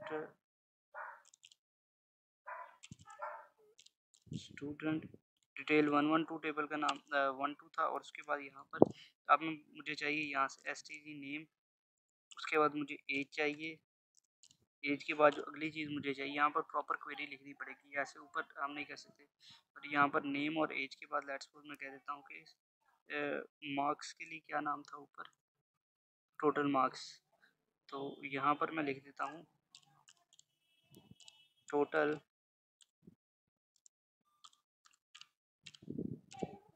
टोटल मार्क्स। यहाँ पर ये नीचे आ चुका है, यहाँ से टोटल मार्क्स को मैं लिख दूँगा। और अब इसके बाद यहाँ पर मैं वैल्यूज़ को एंटर करूँगा, वैल्यूज़, और वैल्यूज़ के अंदर यहाँ पर होगा अब हमारे पास सबसे पहले नेम। तो लेट्स सपोज नेम में रिजवान, लेट्स सपोज ये एंटर कर देते हैं। और उसके बाद यहाँ पर उसके बाद नेक्स्ट हमारे पास आ जाता है A22 कर देते हैं। और उसके बाद यहाँ पर हमारे पास मार्क्स 400 कर देते हैं। और अब इस क्वेरी को अगर चला देते हैं तो यहाँ पर हमने सिटी को एंटर नहीं किया, तो अब हमारे पास टेबल के अंदर क्या होगा, वन रो इफेक्ट होगी है। और उसके बाद अब जाकर अगर हम देखेंगे तो यहाँ पर अब हमारे पास ये जो लास्ट रिकॉर्ड है, यहाँ पर ये देखें बाय डिफ़ॉल्ट वैल्यू रिजवान हमारे पास आ चुकी है, उसकी सिटी बाय डिफ़ॉल्ट और सिलेक्ट हो चुकी है। इसको हम कवर करने वाले हैं। हमने इससे पीछे अभी यूनिक, नॉर्डनल और चेक को कर दिया था। अभी हमारी दो कंस्ट्रेंट रह गई हैं, तो इनको देख लेते हैं। प्राइमरी की क्या होती है? प्राइमरी की यूनिकली आइडेंटिफाइज द डाटा, मतलब डाटा को यूनिकली आइडेंटिफाई करने का मतलब क्या है कि डाटा इसमें डुप्लीकेट नहीं होगा। मतलब डाटा जो भी इसमें हम एंटर करेंगे इस कॉलम के अंदर, जो प्राइमरी की होगा वो डाटा यूनिक ही आएगा। लेकिन अगर उसमें एक दफ़ा भी डाटा रिपीट होता है तो वो एरर वहाँ पर शो करेगा। तो यूनिकली डाटा को आइडेंटिफाई करने के लिए यूज़र, जैसे कि आईडी कार्ड नंबर होता है, आईडी कार्ड नंबर हर किसी का मतलब सेम नहीं हो सकता, किसी का भी नहीं सेम हो सकता। तो वो हमारे पास प्राइमरी की हो सकता है। यहाँ पर एक स्टूडेंट है, स्टूडेंट का जो आईडी होता है या उसका जो रोल नंबर होता है वो मतलब कभी भी सेम नहीं हो सकता। तो उनको हम प्राइमरी की बना सकते हैं, जो डाटा हमारे पास रिपीट नहीं होता। तो the specific column is unique must have a value column name type and primary की, कि सबसे पहले उसका नाम आएगा, उसके बाद उसकी टाइप आएगी और उसके बाद हम प्राइमरी की लिखेंगे, तो वो हमारे पास प्राइमरी की बन जाएगी। इस दोनों को एक साथ देख लेते हैं। उसके बाद फॉरेन की को देख लेते हैं। Foreign key in a column is a column that reference the primary key of another table. मतलब अब ये जैसे दो टेबल है हमारे पास, एक हमारे पास स्टूडेंट का टेबल है और एक हमारे पास कोर्सेज का टेबल है, दो हमारे पास टेबल्स हैं। तो यहाँ पर एक पर्टिकुलर स्टूडेंट एक पर्टिकुलर कोर्स को पढ़ रहा है, तो यहाँ पर ये कोर्स का टेबल अलग है और ये अलग है। तो ये यहाँ पर इस टेबल से हम ये एज अ रेफरेंस यहाँ पर ले रहे हैं, जिसके थ्रू हमारे पास ये दो टेबल, अगर मैंने इसको फॉरेन की मतलब ये टेबल, ये अपने टेबल में तो ये वाला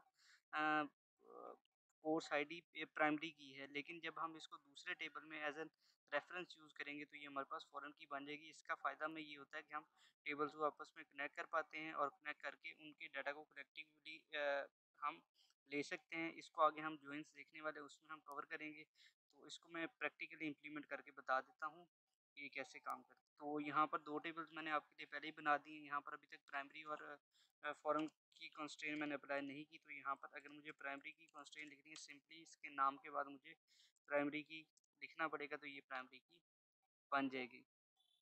उसके बाद ये कोर्स आईडी यहाँ पर अपने टेबल के अंदर ये प्राइमरी की है, मतलब ये रिपीट नहीं हो रही प्राइमरी की। अभी जब हम इसमें डाटा एंटर करेंगे तो आपको समझ आ जाएगी प्राइमरी की, और ये हमारे पास प्राइमरी मतलब यूनिकली डाटा को आइडेंटिफाई करने की। अब ये कॉलम इसमें भी सेम है, इसमें भी सेम है। दो टेबल्स को आपस में कनेक्ट करने के लिए या ज्वाइन करने के लिए उनमें लाजमी ये कंडीशन होती है कि दो कॉलम्स कोई भी मतलब दो टेबल्स के अंदर कोई एक ऐसा कॉलम होना चाहिए जो अ, आ रहा हो दोनों में एक एक दफ़ा। तो इसके थ्रू ही हम इनको आगे ज्वाइन करेंगे। तो यहाँ पर ये हमारे पास ये अपने टेबल में तो प्राइमरी की है, लेकिन यहाँ पर ये एज एन रेफरेंस यूज़ हो रही है, तो यहाँ पर एज एन फॉरेन की यूज़ होगी। तो यहाँ पर इसकी डाटा टाइप क्या है, यहाँ से इंट, उसके बाद यहाँ से फॉरेन का कीवर्ड आएगा FOR IEGN। फॉरेन के शायद स्पेलिंग यहाँ से फॉरेन की के पेस्ट कर देते हैं, ये फॉरेन की आ जाएगा। उसके बाद हमें रेफरेंसेस का कीवर्ड लगाना पड़ेगा, रेफरेंस। अब हमें उस टेबल का रेफरेंस देना पड़ेगा जहाँ से हम इसको ले रहे हैं। तो ये बेसिकली हम कोर्सेज के टेबल से ले रहे हैं, तो ये कोर्सेज के टेबल से हम रेफरेंस ले रहे हैं, और किस कौन सा कॉलम सेम है दोनों में, तो यहाँ से कोर्स COUR ऐसी कोर्स आईडी जो है ये दोनों में सेम है, तो ये एज एन रेफरेंस यूज़ हो रही है। तो यहाँ पर ये हमारे पास एंटर हो चुके हैं। अब प्राइमरी कीज़ भी बन चुकी है, फॉरेन की भी। अब इसको रन करके देख लेते हैं। यहाँ पर ये टेबल को मैंने रन किया, ये द डेफिनेशन, यहाँ पर एक एरर आ गया। यहाँ से इसको मैंने इंट देना था, यहाँ पर इसकी डाटा टाइप वो नहीं मैंने दी, तो इसलिए एरर आया। यहाँ पर अब मैं इसको चला के देखता हूँ, तो यहाँ पर ये कह रहा है कि जिसका रेफरेंस दिया है, बेसिकली मुझे उसको पहले चलाना पड़ेगा, क्योंकि मैं रेफरेंस तो दे रहा हूँ लेकिन उसको पता नहीं चल रहा कि ये जो है कोर्स आईडी है क्या चीज़। तो पहले मुझे कोर्स वाले टेबल को चलाना पड़ेगा, फिर इसको समझ जाएगी। यहाँ पर भी एक की के बाद यहाँ पर भी मुझे इंट को लगाना पड़ेगा। डन हो गया। इसके बाद मैं इसको चला के देखता हूँ, तो ये सक्सेसफुली कंप्लीट हो चुका है। अब ये हो चुका है तो ऊपर वाला भी सक्सेसफुली हो जाएगा, क्योंकि ये टेबल आपस में अब इंटरकनेक्टेड हो गए हैं। जब तक एक टेबल नहीं हमारे पास रन होगा, तब तक हमारे पास दूसरा टेबल भी नहीं होगा। मेरे ख्याल से इशू यहाँ पर इसके नेम की वजह से वो आ रहा है, COURSE कोर्स आईडी, और इसका नाम भी यहाँ पर गलत है। यहाँ पर अब शायद ये बेटर है, मैं इसके नेम को चेंज कर देता हूँ, कोर्सेज 1। अभी ठीक है ये। तो ये नाम काफ़ी ज़्यादा यहाँ पर मैटर करते हैं। अब मैं इसको अगर चलाऊँगा तो ये भी सक्सेसफुली हो चुकी है। अब मैं आपको इनमें डाटा एंटर करके दिखाता हूँ। तो यहाँ पर 2 टेबल्स मैंने बना लिए हैं। 2 टेबल्स में बनाने के बाद यहाँ पर उनमें कुछ डाटा भी इंसर्ट कर दिया है। अब फ़र्स्ट ऑफ़ ऑल मुझे ये वाला चलाना पड़ेगा जिसका मैंने रेफ़रेंस दिया था, नहीं तो ऊपर वाला रन नहीं होगा। इसको यहाँ से मैं रन करके देखता हूँ। तो 4 रो इफ़ेक्टेड आ गई हैं। अभी यहाँ से इसको मैं देख लेता हूँ। तो select static from core courses 1, तो यहाँ से इसका डाटा मुझे शो हो जाएगा। ये 4 रोज़ में डाटा इसकी एंटर हो गया। अभी ऊपर वाले को चलाकर देखते हैं कि यहाँ पर क्या है। यहाँ पर बेसिकली मैंने 3 को 2 बार रिपीट किया, मतलब प्राइमरी की को 2 बार मैंने लिखा है। तो आप देख रहे हैं यहाँ पर ये मुझे डाटा एंटर नहीं करने दे रहा। यहाँ पर 3 ये 2 बार रिपीट नहीं हो सकता। यहाँ पर प्राइमरी की हर दफ़ा यूनिक ही होगी। यहाँ पर तो मैंने नंबर्स दिए हैं, वो हो सकता है उसके CNIC हो सकता है उसका रोल नंबर हो, तो डाटा हमेशा यूनिकली ही आइडेंटिफाई होना चाहिए इससे। और फ़ॉरेन की के थ्रू हमें क्या फ़ायदा हुआ है, फ़ॉरेन की के थ्रू जो हमें फ़ायदा हुआ है वो आपको आगे जब हम जॉइंस करेंगे तो नज़र आएगा। बेसिकली ये हमें आसानी यहाँ से क्या पैदा हुई है, ये 2 टेबल आपस में इंटरलिंक्ड हो गए हैं। बेसिकली यहाँ से जो फ़ीस को देख रहा है, जो कोर्सेज़ को देख रहा है, वो ये भी देख सकता है कि कौन-कौन से स्टूडेंट कौन-कौन से कोर्सेज़ में एनरोल हैं। तो यहाँ से जब हम वो आगे जॉइन्स का यूज़ करेंगे तो बेसिकली ये 2 कंप्यूटर फ़ॉरेन की के थ्रू यहाँ पर जब आपस में इंटरकनेक्टेड हैं तो इनको हम मतलब एज़ एन कलेक्टिव डाटा भी इनका हम निकाल सकते हैं। इन दोनों टेबल्स को हम जॉइन करके मतलब इकट्ठा भी कर सकते हैं। तो अभी यहाँ से मैं सिलेक्ट स्टैटिक फ्रॉम, ये भी आपको करके दिखा था, select static from student details, student,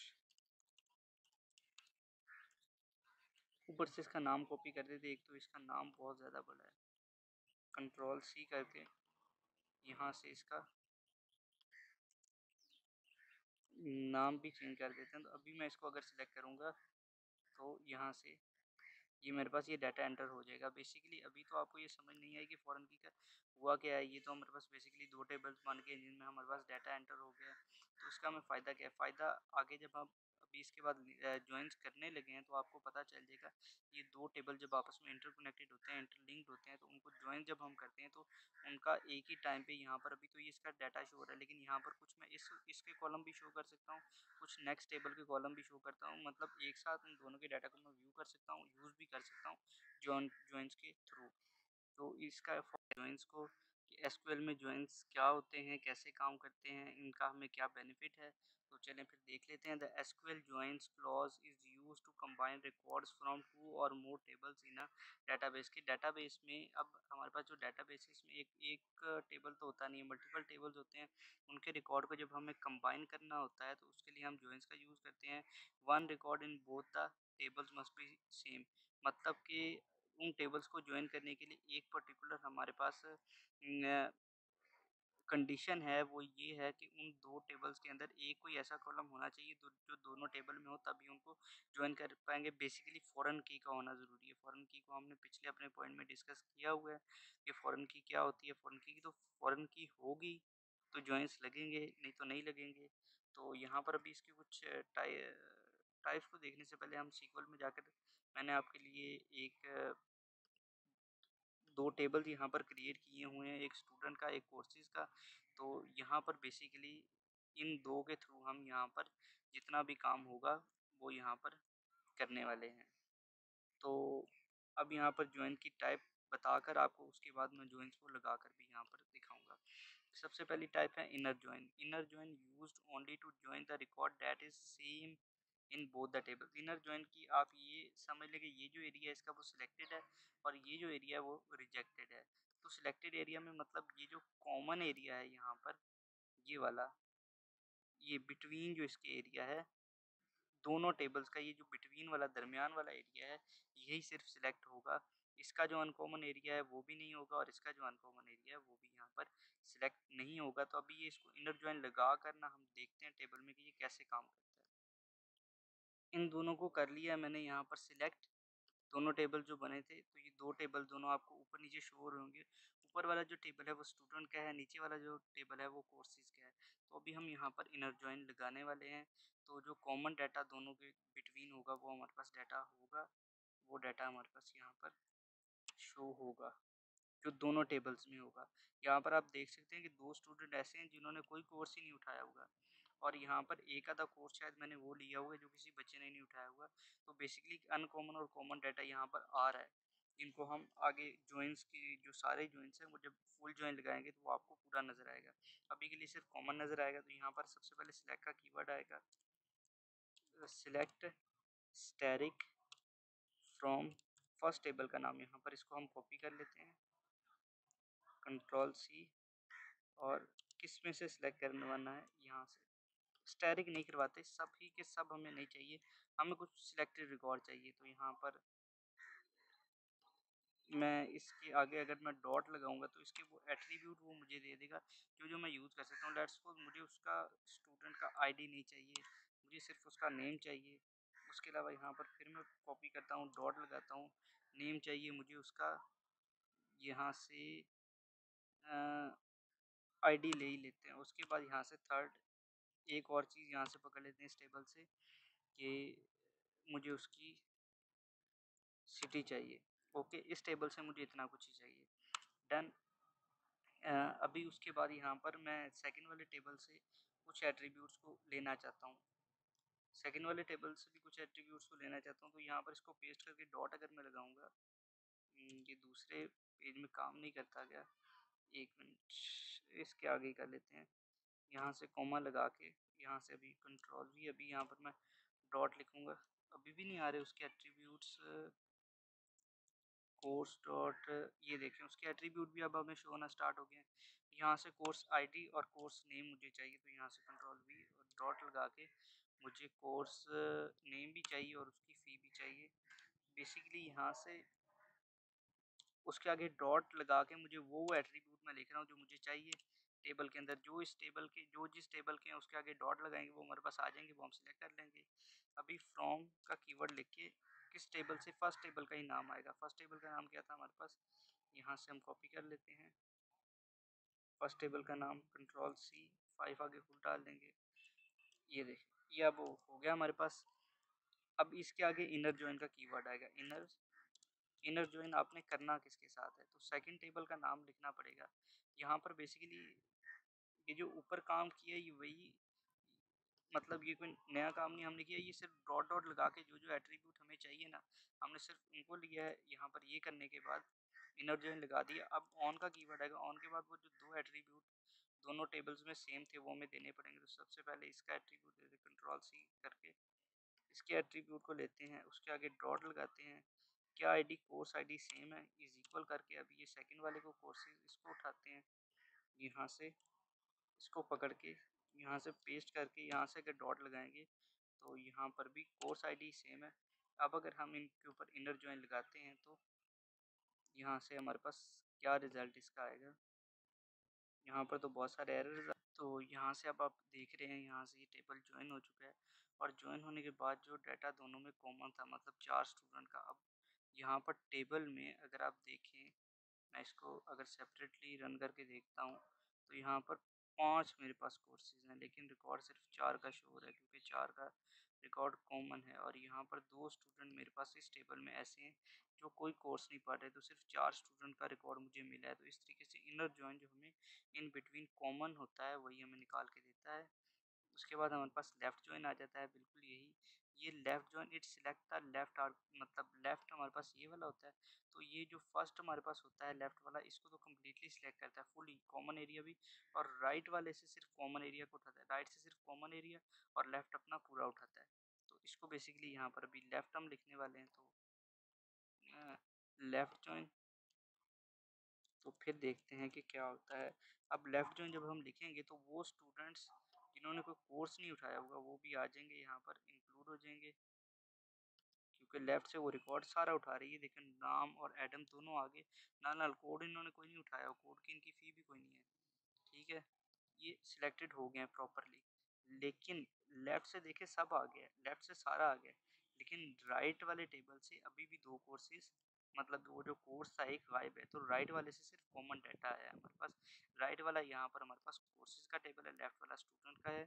उसके बाद हम लेफ़्ट जॉइन के बाद इनर लेफ़्ट और फुल लिखा हुआ है, तो राइट जॉइन ये वाला रह गया।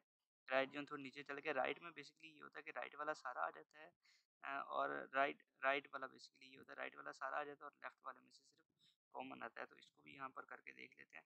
तो कोर्सेज अब आ जाएंगे, लेकिन स्टूडेंट जो होंगे वही आएंगे जो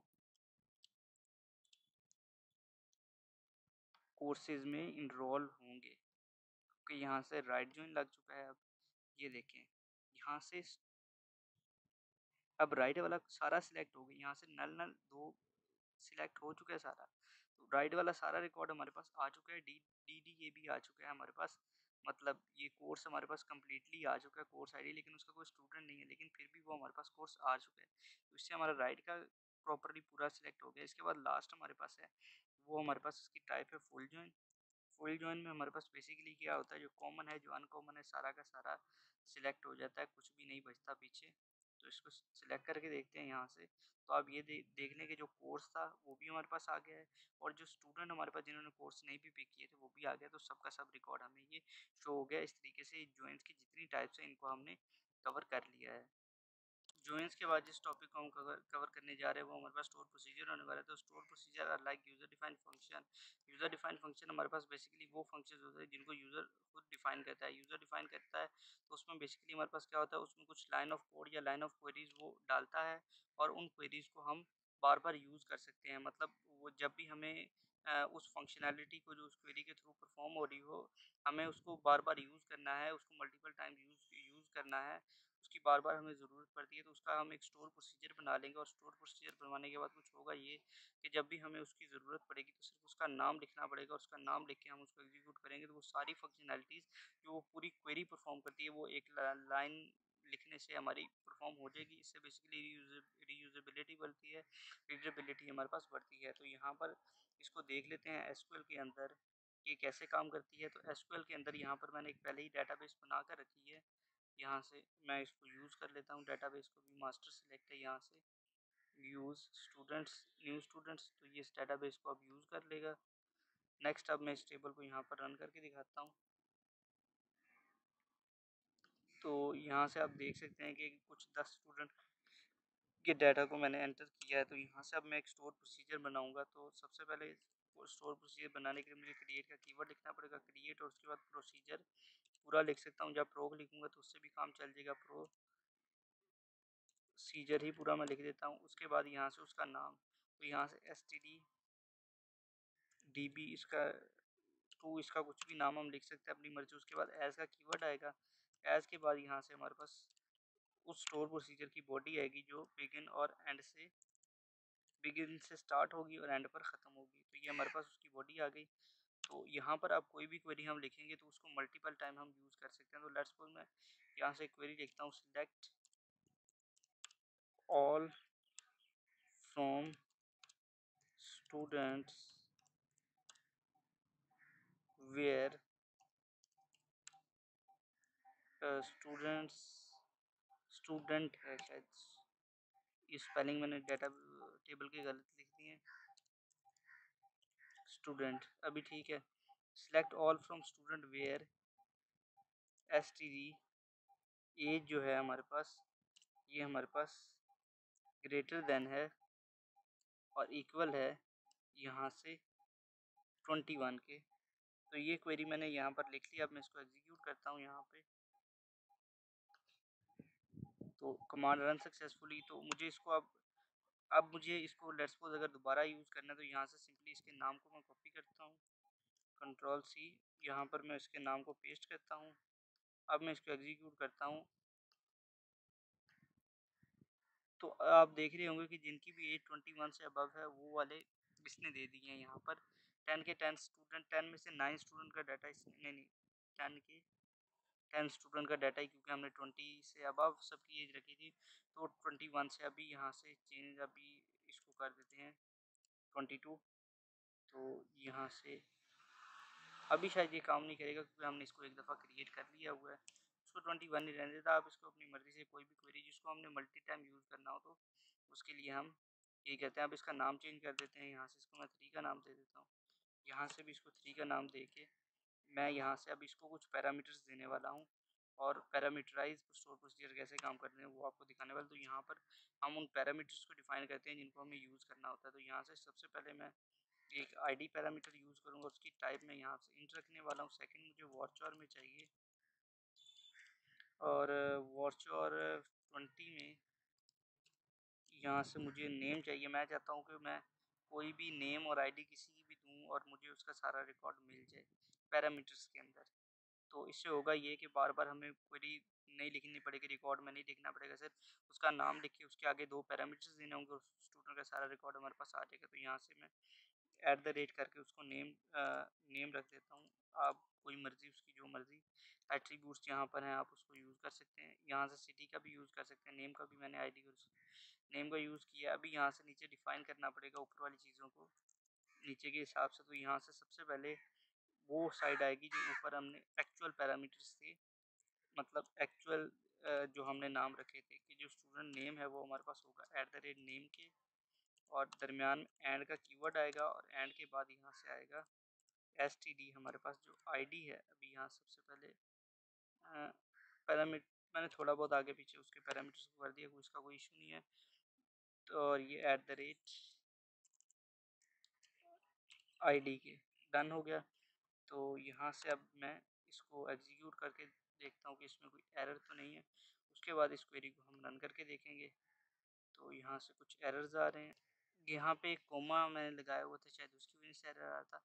अभी इसको मैं रन करके देखता हूँ, इसको एग्जीक्यूट होना तो चाहिए। यहाँ पर अभी भी इक्वल के लिए एक एरर आया हुआ है। तो यहाँ से एक एरर आ गया है। यहाँ पर मैंने वेयर का कीवर्ड नहीं लिखा, शायद इसकी वजह से एरर आ रहा था यहाँ पे। अभी इसको रन करके देखते हैं, तो ये बिल्कुल सक्सेसफुली रन करना चाहिए। ये कर दिया। अब यहाँ पर पैरामीटर्स को यहाँ पर हम उसके आगे पास करेंगे।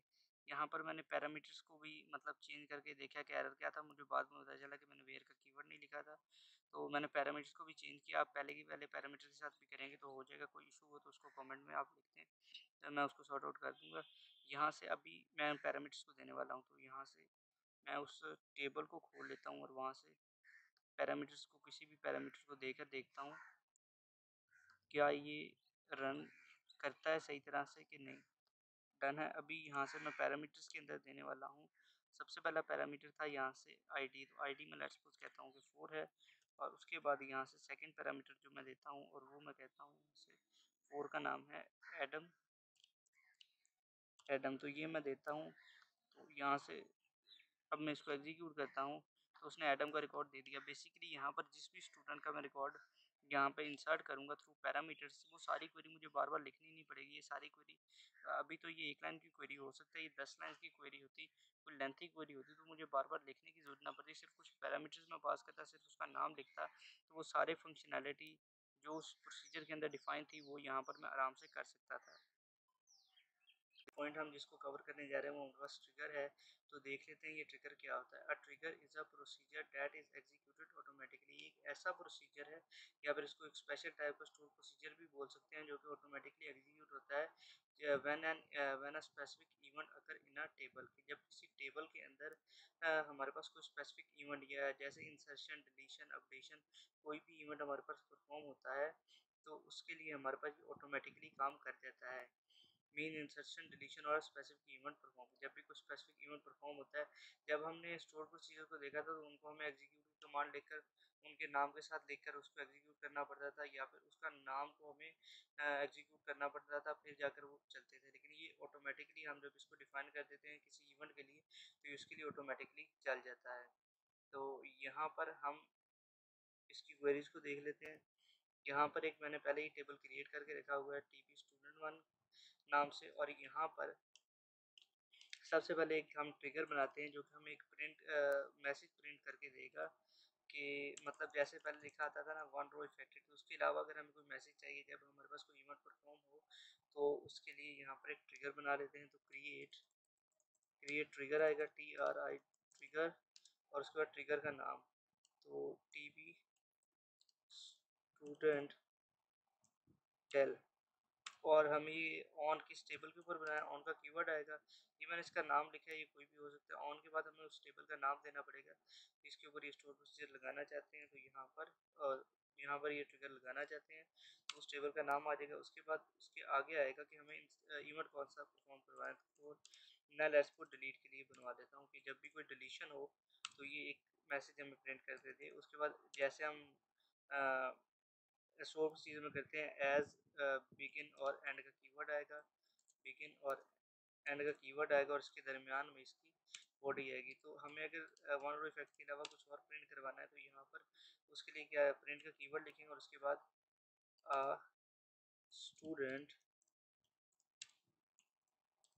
डिलीटेड फ्रॉम डाटा बेस, कि हम ये मैसेज डिस्प्ले, जब भी कोई डिलीशन हो तो हमें वो मैसेज डिस्प्ले कर दे कि एक स्टूडेंट हमारे पास डेटाबेस के अंदर से डिलीट हो चुका है। ये ऑटोमेटिक ये रन हो चुका है। अब मैं कुछ डिलीट करके देखता हूँ। डिलीट फ्रॉम स्टैटिक आ जाएगा यहाँ पर, फ्रॉम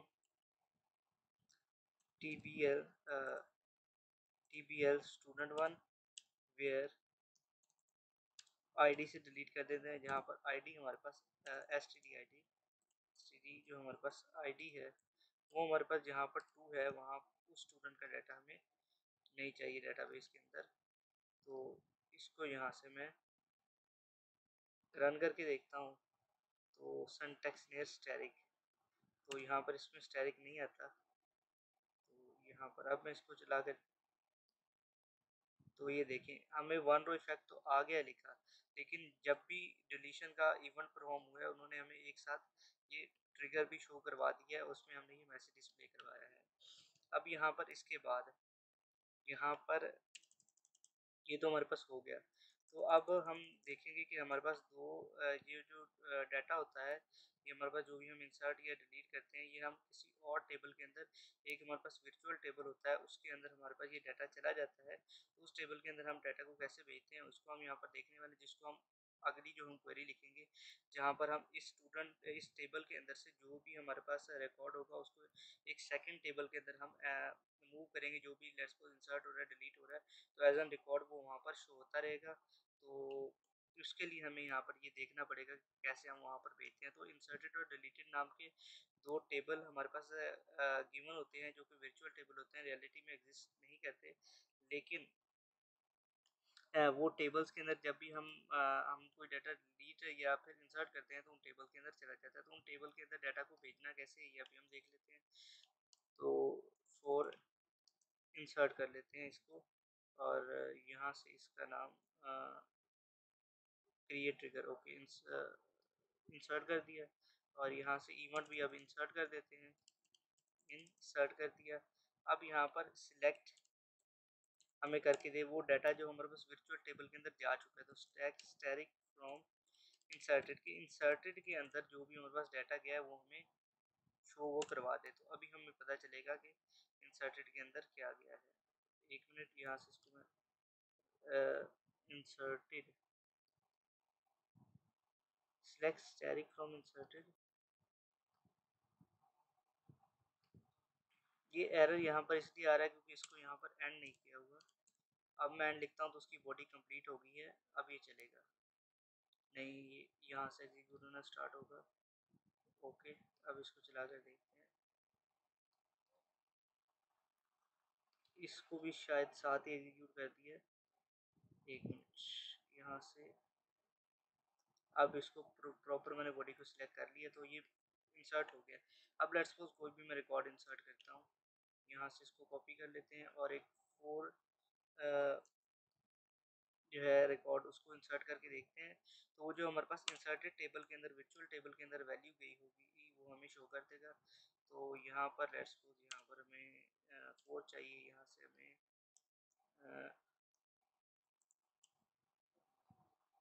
एटम चाहिए, एटम चाहिए यहाँ से, और बाकी सब चीज़ें सेम ही रहेंगी। यहाँ से इसको मैं हटा देता हूँ। तो यहाँ से अब इसको रन करके देखते हैं कि जब कोई भी न्यू रिकॉर्ड इंसर्ट हो तो क्या हो। तो वो जो न्यू रिकॉर्ड वर्चुअल टेबल के अंदर हमारे पास गया है, इंसर्टेड टेबल के अंदर जो हमारे पास गया है, इसने हमें वो शो करवा दिया है।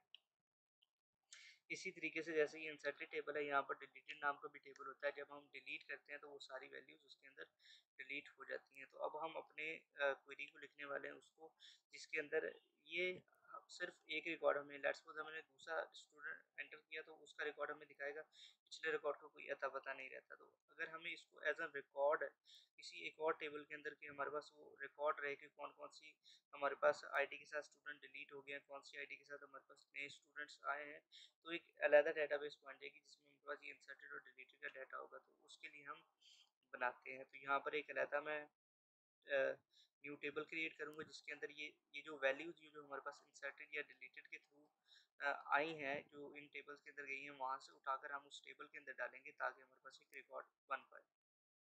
तो यहाँ पर मैंने एक स्टूडेंट डिटेल नाम से एक और टेबल क्रिएट कर दिया जिसके अंदर हमारे पास एक मैंने आईडी को रखा है और एक स्टूडेंट के डाटा को। ये आईडी जो होगी बेसिकली ये हम यहाँ से उठाएंगे इस टेबल से, वो आईडी मतलब जो हमें रिक्वायर होगी, जो स्टूडेंट की आईडी होगी वो हम यहाँ ऊपर से उठाएंगे।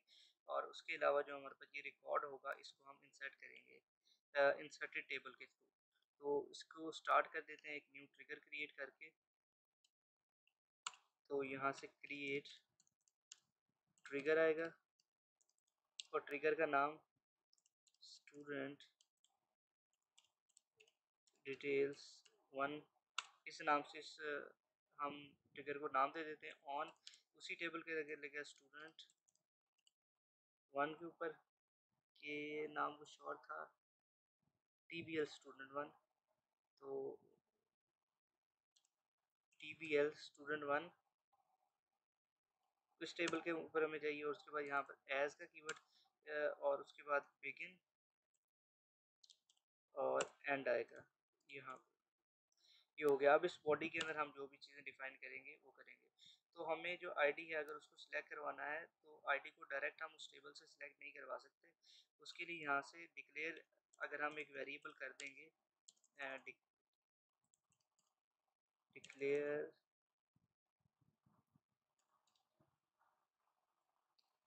और हाँ ये भी डिक्लेयर कीवर्ड सही लिखा है @id। यहाँ पर वेरिएबल वैसे हम ऊपर अगर आप इसको डिफाइन करना चाहें तो यहाँ पर इसको डिफाइन कर दें। यहाँ पर जैसा कि हम उसके अंदर करते हैं बेसिकली जगह यही डिफाइन करनी है, लेकिन मैंने बॉडी के अंदर डिफाइन कर दी। यहाँ पर भी करेंगे तो ये चल जाएगा, कोई इशू नहीं होगा। उसके बाद उसकी डाटा टाइप देनी पड़ेगी। अब ये आपको आगे जाके पता चलेगा ये हमने क्यों लिया है। अब यहाँ से सिलेक्ट करवाते हैं, सिलेक्ट करवा देते हैं हमें @id जो है ये आईडी हमारे पास, ये जो हमने अभी डिक्लेयर की है ये क्या काम करेगी, ये हमें std जो आईडी होगी, जो स्टूडेंट की आईडी हमारे पास ऊपर एक्चुअल आईडी होगी, उसको हमें ये कॉपी करके दे देगी फ्रॉम इंसर्टेड, इंसर्टेड टेबल के अंदर से, इंसर्टेड टेबल के अंदर से ये हमें उठा देगी ऑन यहाँ से ओके। ये हमें इंसर्टेड टेबल के अंदर से वो आईडी जो हमें चाहिए जो इंसर्ट होगी, तो यहाँ से फॉर इंसर्ट या डिलीट हमने नहीं लिखा, फॉर आप डिलीट के लिए बना सकते हैं, मैं इंसर्ट के लिए बना रहा हूँ। तो इंसर्ट आएगा। उसके बाद यहाँ पर हमें मतलब आईडी तो मिल जाएगी यहाँ से। अब इस आईडी को हम यूज़ कैसे करेंगे, तो यहाँ से आप देख रहे हैं कि ये इसको ये जो यहाँ पर मैंने इसको आइडेंटिटी 1 बाय 1 रखा है, ये तो ऑटो जनरेटेड है। लेकिन इस टेबल के अंदर अगर हमें रिकॉर्ड को इंसर्ट करना है तो ये नीचे वाला जो स्टूडेंट डाटा है ये हम कहाँ से लेंगे, इसको हमें इंसर्ट करना पड़ेगा। बेसिकली ये जो 1 बाय 1 के थ्रू आइडेंटिटी 1 बाय 1 के थ्रू फर्स्ट वैल्यू 1 से स्टार्ट होगी, उसमें 1 का इंक्रीमेंट होता रहेगा, ये आईडी खुद ब खुद ऑटो जनरेटेड होती रहेगी। तो उसके हमें इस टेबल के अंदर अब रिकॉर्ड को इंसर्ट करना है, तो इंसर्ट इन इंसर्ट इनटू, इंसर्ट इनटू करके उसके बाद उस टेबल का नाम आएगा। इंसर्ट हमें रिकॉर्ड किस टेबल में करना है, हमें रिकॉर्ड करना है कि जो सेकंड टेबल हमने क्रिएट किया इसके अंदर हमें डाटा को इंसर्ट करना है। ये हमारे पास बेसिकली वो सेकंड टेबल है जिसके अंदर सारा इंसर्टेड रिकॉर्ड का एक हमारे पास लिस्ट रहेगी। तो यहाँ पर ये इसका नाम है। उसके बाद यहाँ से वैल्यूज़ का कीवर्ड आएगा, वैल्यूज़, और वैल्यूज़ के बाद यहाँ पर अब हम इस के अंदर ये जो हमारे पास ये था, यहाँ पर ये वाला ये जो स्टूडेंट डाटा था वार्चर के अंदर हमने रखा हुआ, अ, इसको हम यहाँ पर इसमें डाटा को डालने लगे हैं। तो सबसे पहले हम कहेंगे न्यू स्टूडेंट विद आईडी। हम कहेंगे कि एक न्यू स्टूडेंट जिसकी आईडी हमारे पास क्या है। अब ये आईडी कहाँ से आएगी, तो ये आईडी इंसर्टेड टेबल से आएगी, जिसको भी हम सिलेक्ट करवाएंगे। तो यहाँ से @id हमारे पास आ जाएगी। ये जो प्लस का साइन लगाया है ये बेसिकली इस हमारे पास जो वाचर का सारा होगा उसको इकट्ठा कर देगा। अब आईडी तो हमारे पास इंटीजर में है, हमें चाहिए यहाँ से ये वाचर के अंदर। तो इसके लिए हम एक फंक्शन यूज़ करेंगे कास्ट का। कास्ट बेसिकली क्या करता है, कन्वर्ट कर देता है वैल्यूज़ को हमारे पास। तो कास्ट लिखने के बाद यहाँ पर आगे देना पड़ेगा इसका साइज़, मतलब ये इंटीजर को हमारे पास वाचर के अंदर कन्वर्ट कर देगा। अब यहाँ से वाचर 50 लेट्स सपोज इसको कह देते हैं हम,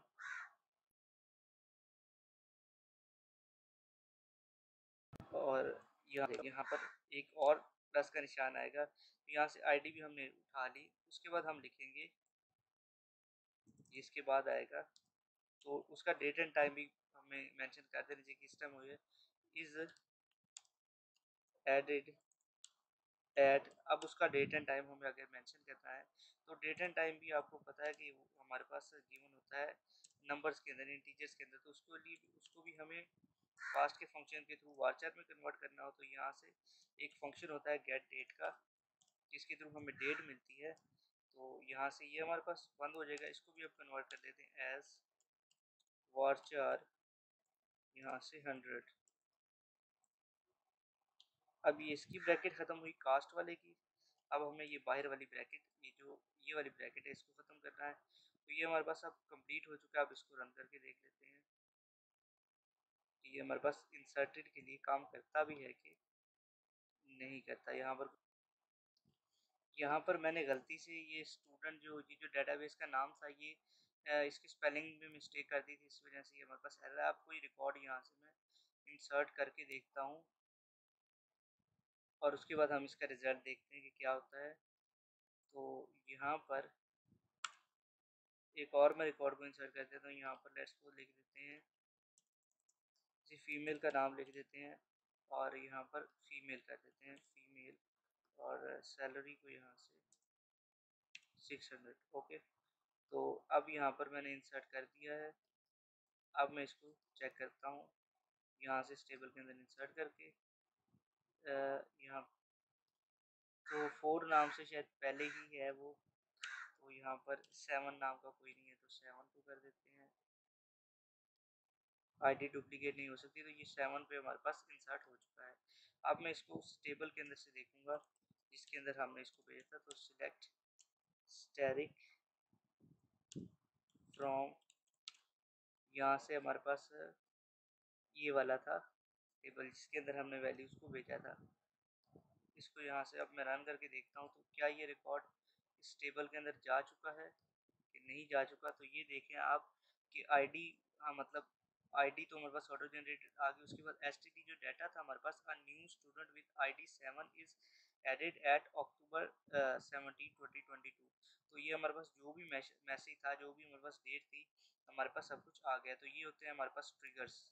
alter table command is use to add और delete an column in an existing table. अगर हमें किसी डेटाबेस के अंदर हमें एग्जिस्टिंग एक टेबल हमारे पास बना हुआ, उसके अंदर हमें कॉलम्स को ऐड करना है या डिलीट करना है, तो इसके लिए हम अल्टर टेबल का यूज़ करते हैं। इसके बगैर हम, मतलब अल्टर टेबल किए बगैर हम उस क्रिएट की हुई डेटाबेस के अंदर चेंजेस नहीं कर सकते, नहीं तो डेटाबेस हमें एरर शो करेगा। तो यहाँ पर जिन चीज़ों में हम अल्टर कर सकते हैं वो हमारे पास स्टोर प्रोसीजर्स हैं, ट्रिगर्स हैं, और हमारे पास टेबल्स हैं। टेबल्स में भी हम अल्टर टेबल कमांड का यूज़ कर सकते हैं, ट्रिगर को भी हम अल्टर कर सकते हैं, और स्टोर प्रोसीजर को भी हम अल्टर कर सकते हैं।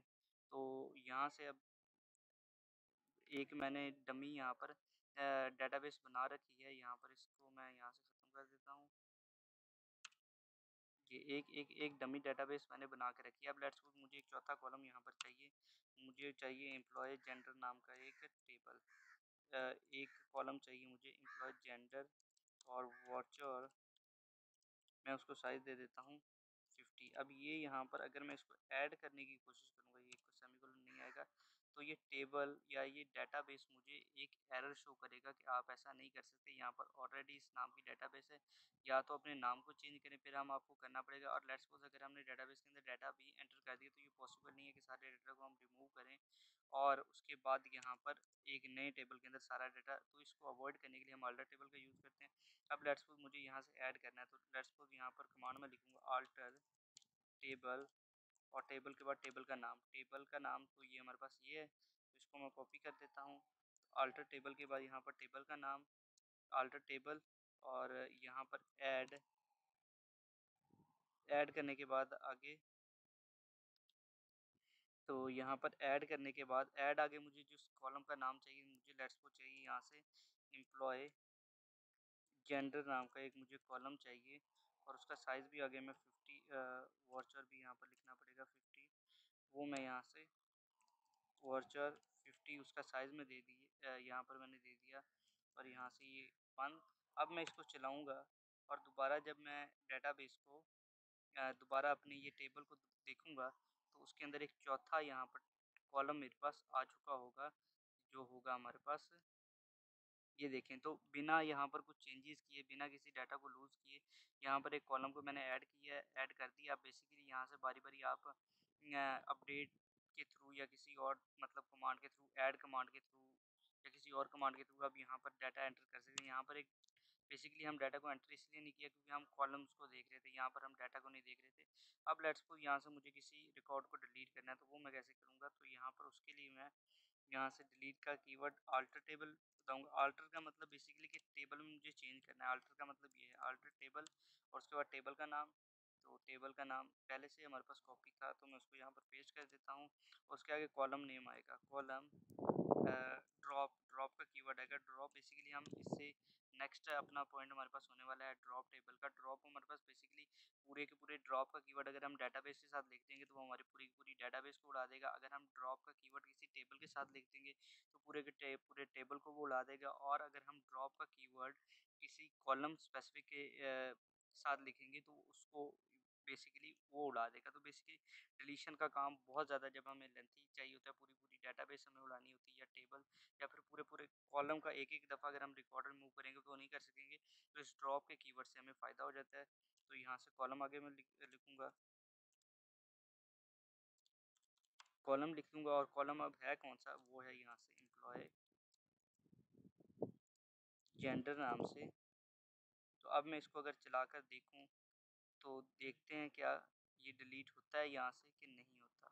तो कमांड रन सक्सेसफुली। और अब मैं इसको अगर चलाऊँगा तो यहाँ से ये हमारे पास अब 3 कॉलम रह गए, वो हमारे पास कॉलम डिलीट हो चुके हैं। तो इस तरीके से हम अल्टर कमांड का यूज़ करते हैं और इसके थ्रू हम अपनी टेबल के अंदर हमें अगर कोई स्पेसिफिक कोई हमसे चीज़ मिस हो गई है, कोई कॉलम हमसे मिस हो गया तो उसको हम ऐड कर सकते हैं। कोई अगर हमने एक्स्ट्रा कॉलम डाल दिया उसके अंदर और उसका हमने डाटा भी काफ़ी ज़्यादा एंटर कर दिया है तो यहाँ से हम उसको डिलीट नहीं कर सकते, वो यहाँ पर तो रहेगा, यहाँ से हम उसको छेड़ नहीं सकते। तो बेसिकली अगर हम नीचे ये ड्रॉप की अल्टर की कमांड्स का यूज़ करेंगे तो यहाँ से बिना उस टेबल में छेड़छाड़ किए पूरे टेबल के अंदर हम किसी भी टेबल, बेशक इनमें अगर रिकॉर्ड भी होता तो दरमियान से इनमें से वो रिकॉर्ड एक ख़त्म हो जाता और पूरे टेबल के अंदर कोई फ़र्क नहीं पड़ता।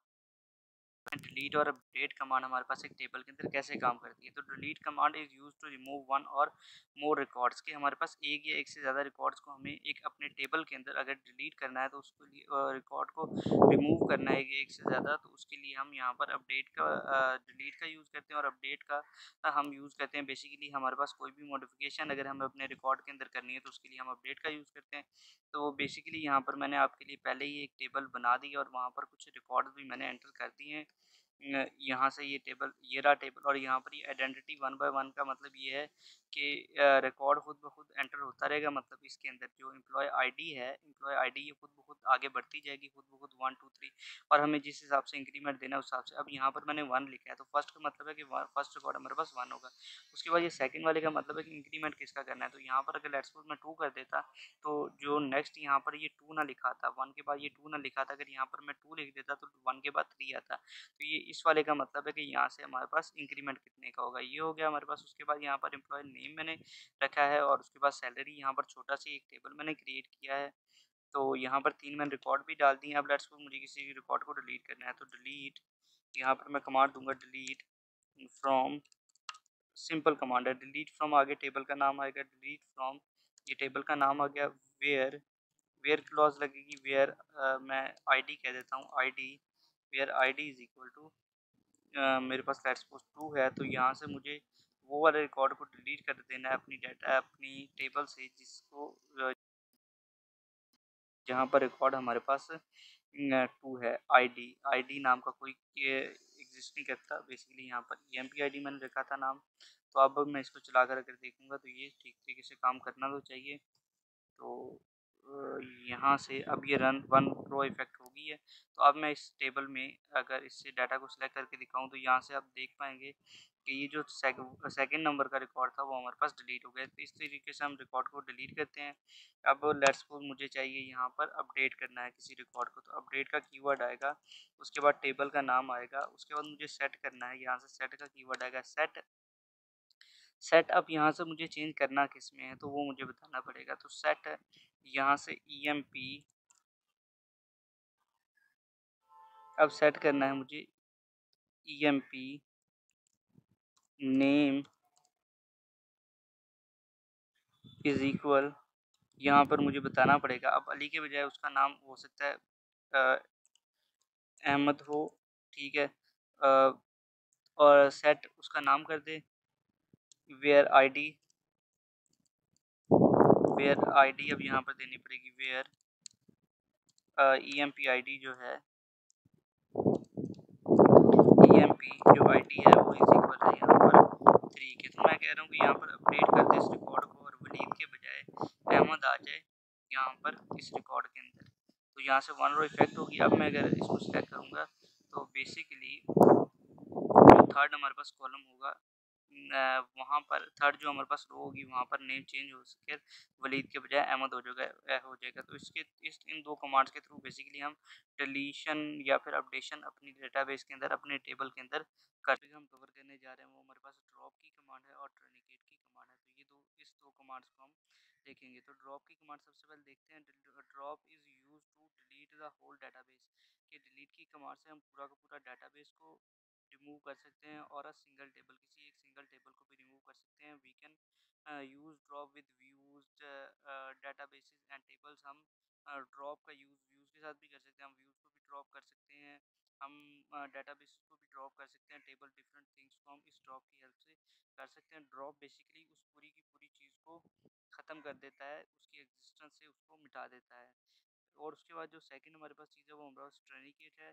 तो ट्रनिकेट गेट जो हम ट्रनिकेट जो हमारे पास है ये हमारे पास अगर हम किसी टेबल के ऊपर लगाते हैं तो ये उस टेबल को रिमूव नहीं करता, लेकिन उसके अंदर जो भी जितनी भी रोज होती हैं जितना भी हमारे पास डाटा होता है उस टेबल के अंदर उसको रिमूव कर सकता है। टेबल एग्जिस्टेंस से ख़त्म नहीं होता, लेकिन इस ट्रनिकेट की कमांड से कुछ होता यूँ है कि उसके अंदर जो भी जितना भी डाटा हमने स्टोर किया होता है वो सारा का सारा डाटा वहाँ से रिमूव हो जाता है। तो यहाँ पर पहले मैंने एक टेबल बना कर रखा है जहाँ पर तीन कुछ रिकॉर्ड मैंने दिया। इनको सिलेक्ट करके आपको मैं दिखा देता हूँ। सिलेक्ट स्टैरिक फ्रॉम एम्प्लॉय नाम का एक टेबल मैंने बनाया है, उससे सिलेक्ट करके बता देता हूँ। यहाँ पर एक मैंने डेटाबेस बनाई है, उस डेटाबेस के अंदर मैंने कुछ एक टेबल बनाया है जहाँ पर मैंने एक कुछ रिकॉर्ड को भी एंटर किया है। तो यहाँ पर तीन हमारे पास रिकॉर्ड है।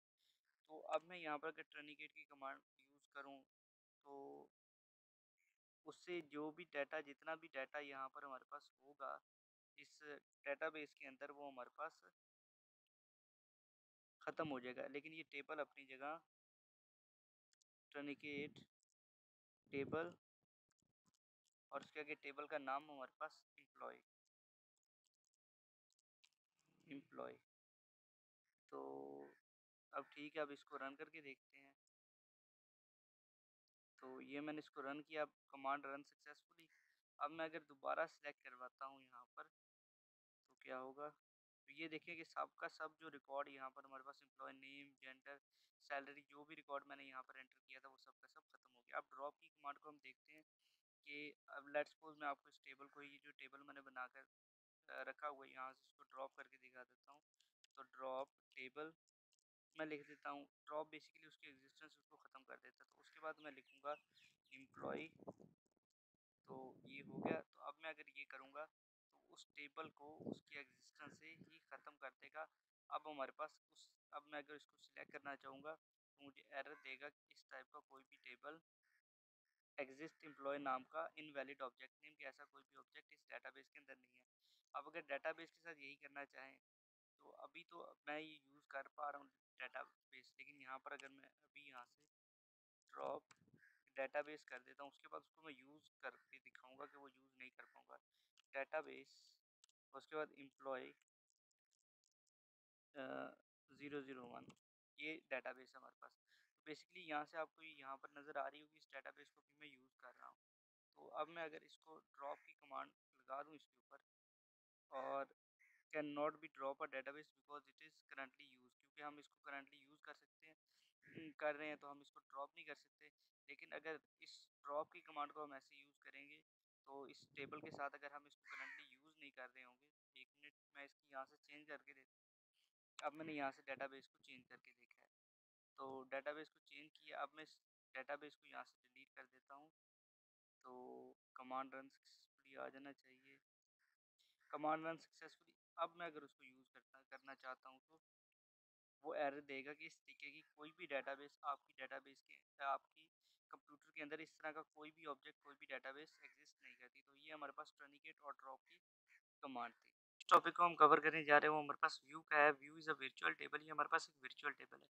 वर्चुअल टेबल को अगर हम देखें तो ये सिंपली जो टेबल का वर्ड है यहाँ पर व्यू के अंदर, वो हमारे पास बिल्कुल ऐसे है जैसे नॉर्मल हमारे पास डेटाबेस के अंदर टेबल चलते हैं, जिनमें रोज़ होती हैं, कॉलम्स होते हैं, सिंपली हम क्वेरीज लिखते हैं। वही सिंपली सारे काम हम इस व्यू के अंदर भी कर रहे होते हैं। तो व्यू भी हमारे पास एक सिंपली एक टेबल ही है, लेकिन ये वर्चुअल टेबल क्यों है? वर्चुअल टेबल ये इसलिए है कि एक्चुअल मेमोरी के अंदर कहीं पर भी स्टोर नहीं होता, ये वर्चुअली एग्जिस्ट कर रहा होता है हमारे पास टेबल, जिसकी जब भी हमें ज़रूरत होती है उसको हम एग्जीक्यूट कर लेते हैं। तो व्यू हम बनाते क्यों हैं? व्यू हम तब बनाते हैं कि एक नॉन आईटी यूज़र, इसका बेनिफिट ये है कि अगर एक नॉन आईटी यूज़र मतलब एक ऐसा यूज़र जिसका आईटी बैकग्राउंड से कोई ताल्लुक नहीं है, वो हमारे पास डेटाबेस के अंदर आता है। अब उसको कोई क्वेरीज़, कोई काम उसको चलाना है क्वेरीज़ के थ्रू, तो वो उन डिफ़िकल्ट क्वेरीज़ को, जॉइन्स की क्वेरीज़ को हमारे पास जो प्रोसीजर्स बने हुए हैं, हमारे पास स्टोर प्रोसीजर, उनकी क्वेरीज़ को उसको चलाना है, उसको ट्रिगर्स चलाने हैं, तो वो सिंपली उसको तो पता ही नहीं कि कैसे चलाने हैं। तो हम सिंपली अगर उन सब चीज़ों को यहाँ पर एक व्यू के अंदर डिफ़ाइन कर दें, तो वो सिंपली उस व्यू को एग्ज़ीक्यूट करके वो जो सारा काम हमारे पास जो भी हमारे पास जॉइन्स लगे होंगे, जो भी उनके अंदर हमने खुद डिफ़ाइन किया होगा कि उसके अंदर जॉइन्स लगे हुए हैं, ट्रिगर्स लगे हुए हैं, उसके अंदर हमारे पास डिफरेंट स्टोर प्रोसीजर्स लगे हुए हैं, डिफरेंट चीज़ें हमारे पास लगी हुई हैं, तो वो हम खुद डिफ़ाइन करते हैं।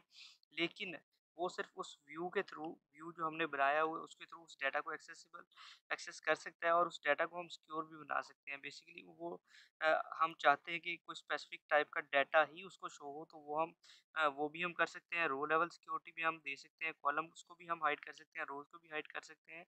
तो व्यू बनाने का हमारे पास बेसिकली मकसद ही ये है कि नॉन आईटी जो यूज़र्स हैं हमारे पास, जब वो हमारे पास आते हैं या कुछ हमें डाटा को एक्सेस देनी होती है किसी को, तो हम एक वर्चुअल टेबल उसको बनाकर दे दें, जिसके थ्रू हमारे पास वो सारा जो टेबल है, जो हमारे पास सारे टेबल का डाटा है, उसको उसको इस्तेमाल ना करते हुए, उसको सारे डाटा की एक्सेस ना देते हुए, सिर्फ वर्चुअल टेबल के थ्रू, वर्चुअल मतलब एक छोटा-सा टेबल जो होता है हमारे पास, जिसके अंदर मैक्सिमम ज़्यादा क्वेरीज़ नहीं होती, वो हम उसको दे दें, जिससे हमारी सिक्योरिटी भी बढ़ जाए। तो इसको देख लेते हैं जाके सीक्वल के अंदर। तो सीक्वल के अंदर यहाँ पर मैंने 2 टेबल्स यहाँ पर पहले ही क्रिएट करके रखे हैं। एक टेबल का नाम है यहाँ पर टीबी एम्प्लॉयी, जिसके अंदर एम्प्लॉयी का डाटा है, और एम्प्लॉयी के अंदर यहाँ से आईडी, नेम, सैलरी, जेंडर और डिपार्टमेंट है। और सेकंड जो हमारे पास टेबल है वो हमारे पास है टीबी डिपार्टमेंट, जो कि जिसमें सारा डिपार्टमेंट का डाटा है। ठीक है, तो यहाँ पर एम्प्लॉय, अब यहाँ पर मैं एक व्यू को क्रिएट करने से पहले एक क्वेरी को लगा देता हूँ। लेट्स सपोज़ मैं कुछ जॉइन्स लगा के इस सब को मैं इकट्ठा कर दूँ इन 2 टेबल्स को, और उसके बाद उनको एक सेपरेट जो है उनका एक व्यू मैं बना दूँ। तो यहाँ पर सिलेक्ट की कमांड आएगी। सिलेक्ट के बाद यहाँ से आएगा जो-जो मुझे रोज़ चाहिए, तो यहाँ पर लेट्स सपोज़ मुझे आईडी चाहिए, आईडी के अलावा मुझे यहाँ से नेम चाहिए, आईडी के अलावा नेम चाहिए, ज़्यादा डाटा नहीं मुझे चाहिए। मुझे यहाँ से लेट्स सपोज़ यहाँ से मुझे एक और चीज़ चाहिए, जेंडर चाहिए, सैलरी को मैं लेट्स सपोज़ हाइड करना चाह रहा हूँ कॉलम लेवल सिक्योरिटी के अंदर, सैलरी को मैं कॉलम को नहीं दिखाना चाह रहा, तो वो मैं नहीं दिखा सकता। और उसके अलावा डिपार्टमेंट आईडी, अब डिपार्टमेंट आईडी 2 दफ़ा है, तो मुझे सिर्फ़ 1 दफ़ा ही चाहिए। तो यहाँ पर बेसिकली अ, डिपार्टमेंट आईडी, यहाँ पर इसको मैं लिखता हूँ, इसको 1 दफ़ा मैं कर दूँगा बाद में। तो यहाँ पर ये हमारे पास आ गया जॉइन, तो सिलेक्ट हमें करवाना था किस टेबल के अंदर, वो तो हमने बताया ही। तो यहाँ पर हम डिपार्टमेंट आईडी को मैंने लिखा है, अब कौन से टेबल के साथ इसको जॉइन करना है, फ्रॉम, उसके अलावा मैं टेबल का भी लिख देता हूँ कि ये चीज़ें हमें चाहिए, किस टेबल से चाहिए, हमें ये चाहिए टीबी एम्प्लॉय से, हमें टीबी एम्प्लॉय से ये सारा डाटा चाहिए। अब जॉइन हमें क्या करना है, जॉइन किसके साथ करना है, जॉइन उसके बाद अगले टेबल का नाम आ जाएगा टीबी डिपार्टमेंट, इसको मैं कॉपी कर लेता हूँ, टीबीएल डिपार्टमेंट, कंट्रोल सी, तो ये यहाँ पर आएगा, तो ये हमारे पास जॉइन लग जाएगा। ठीक है, जॉइन हमारे पास लग गया।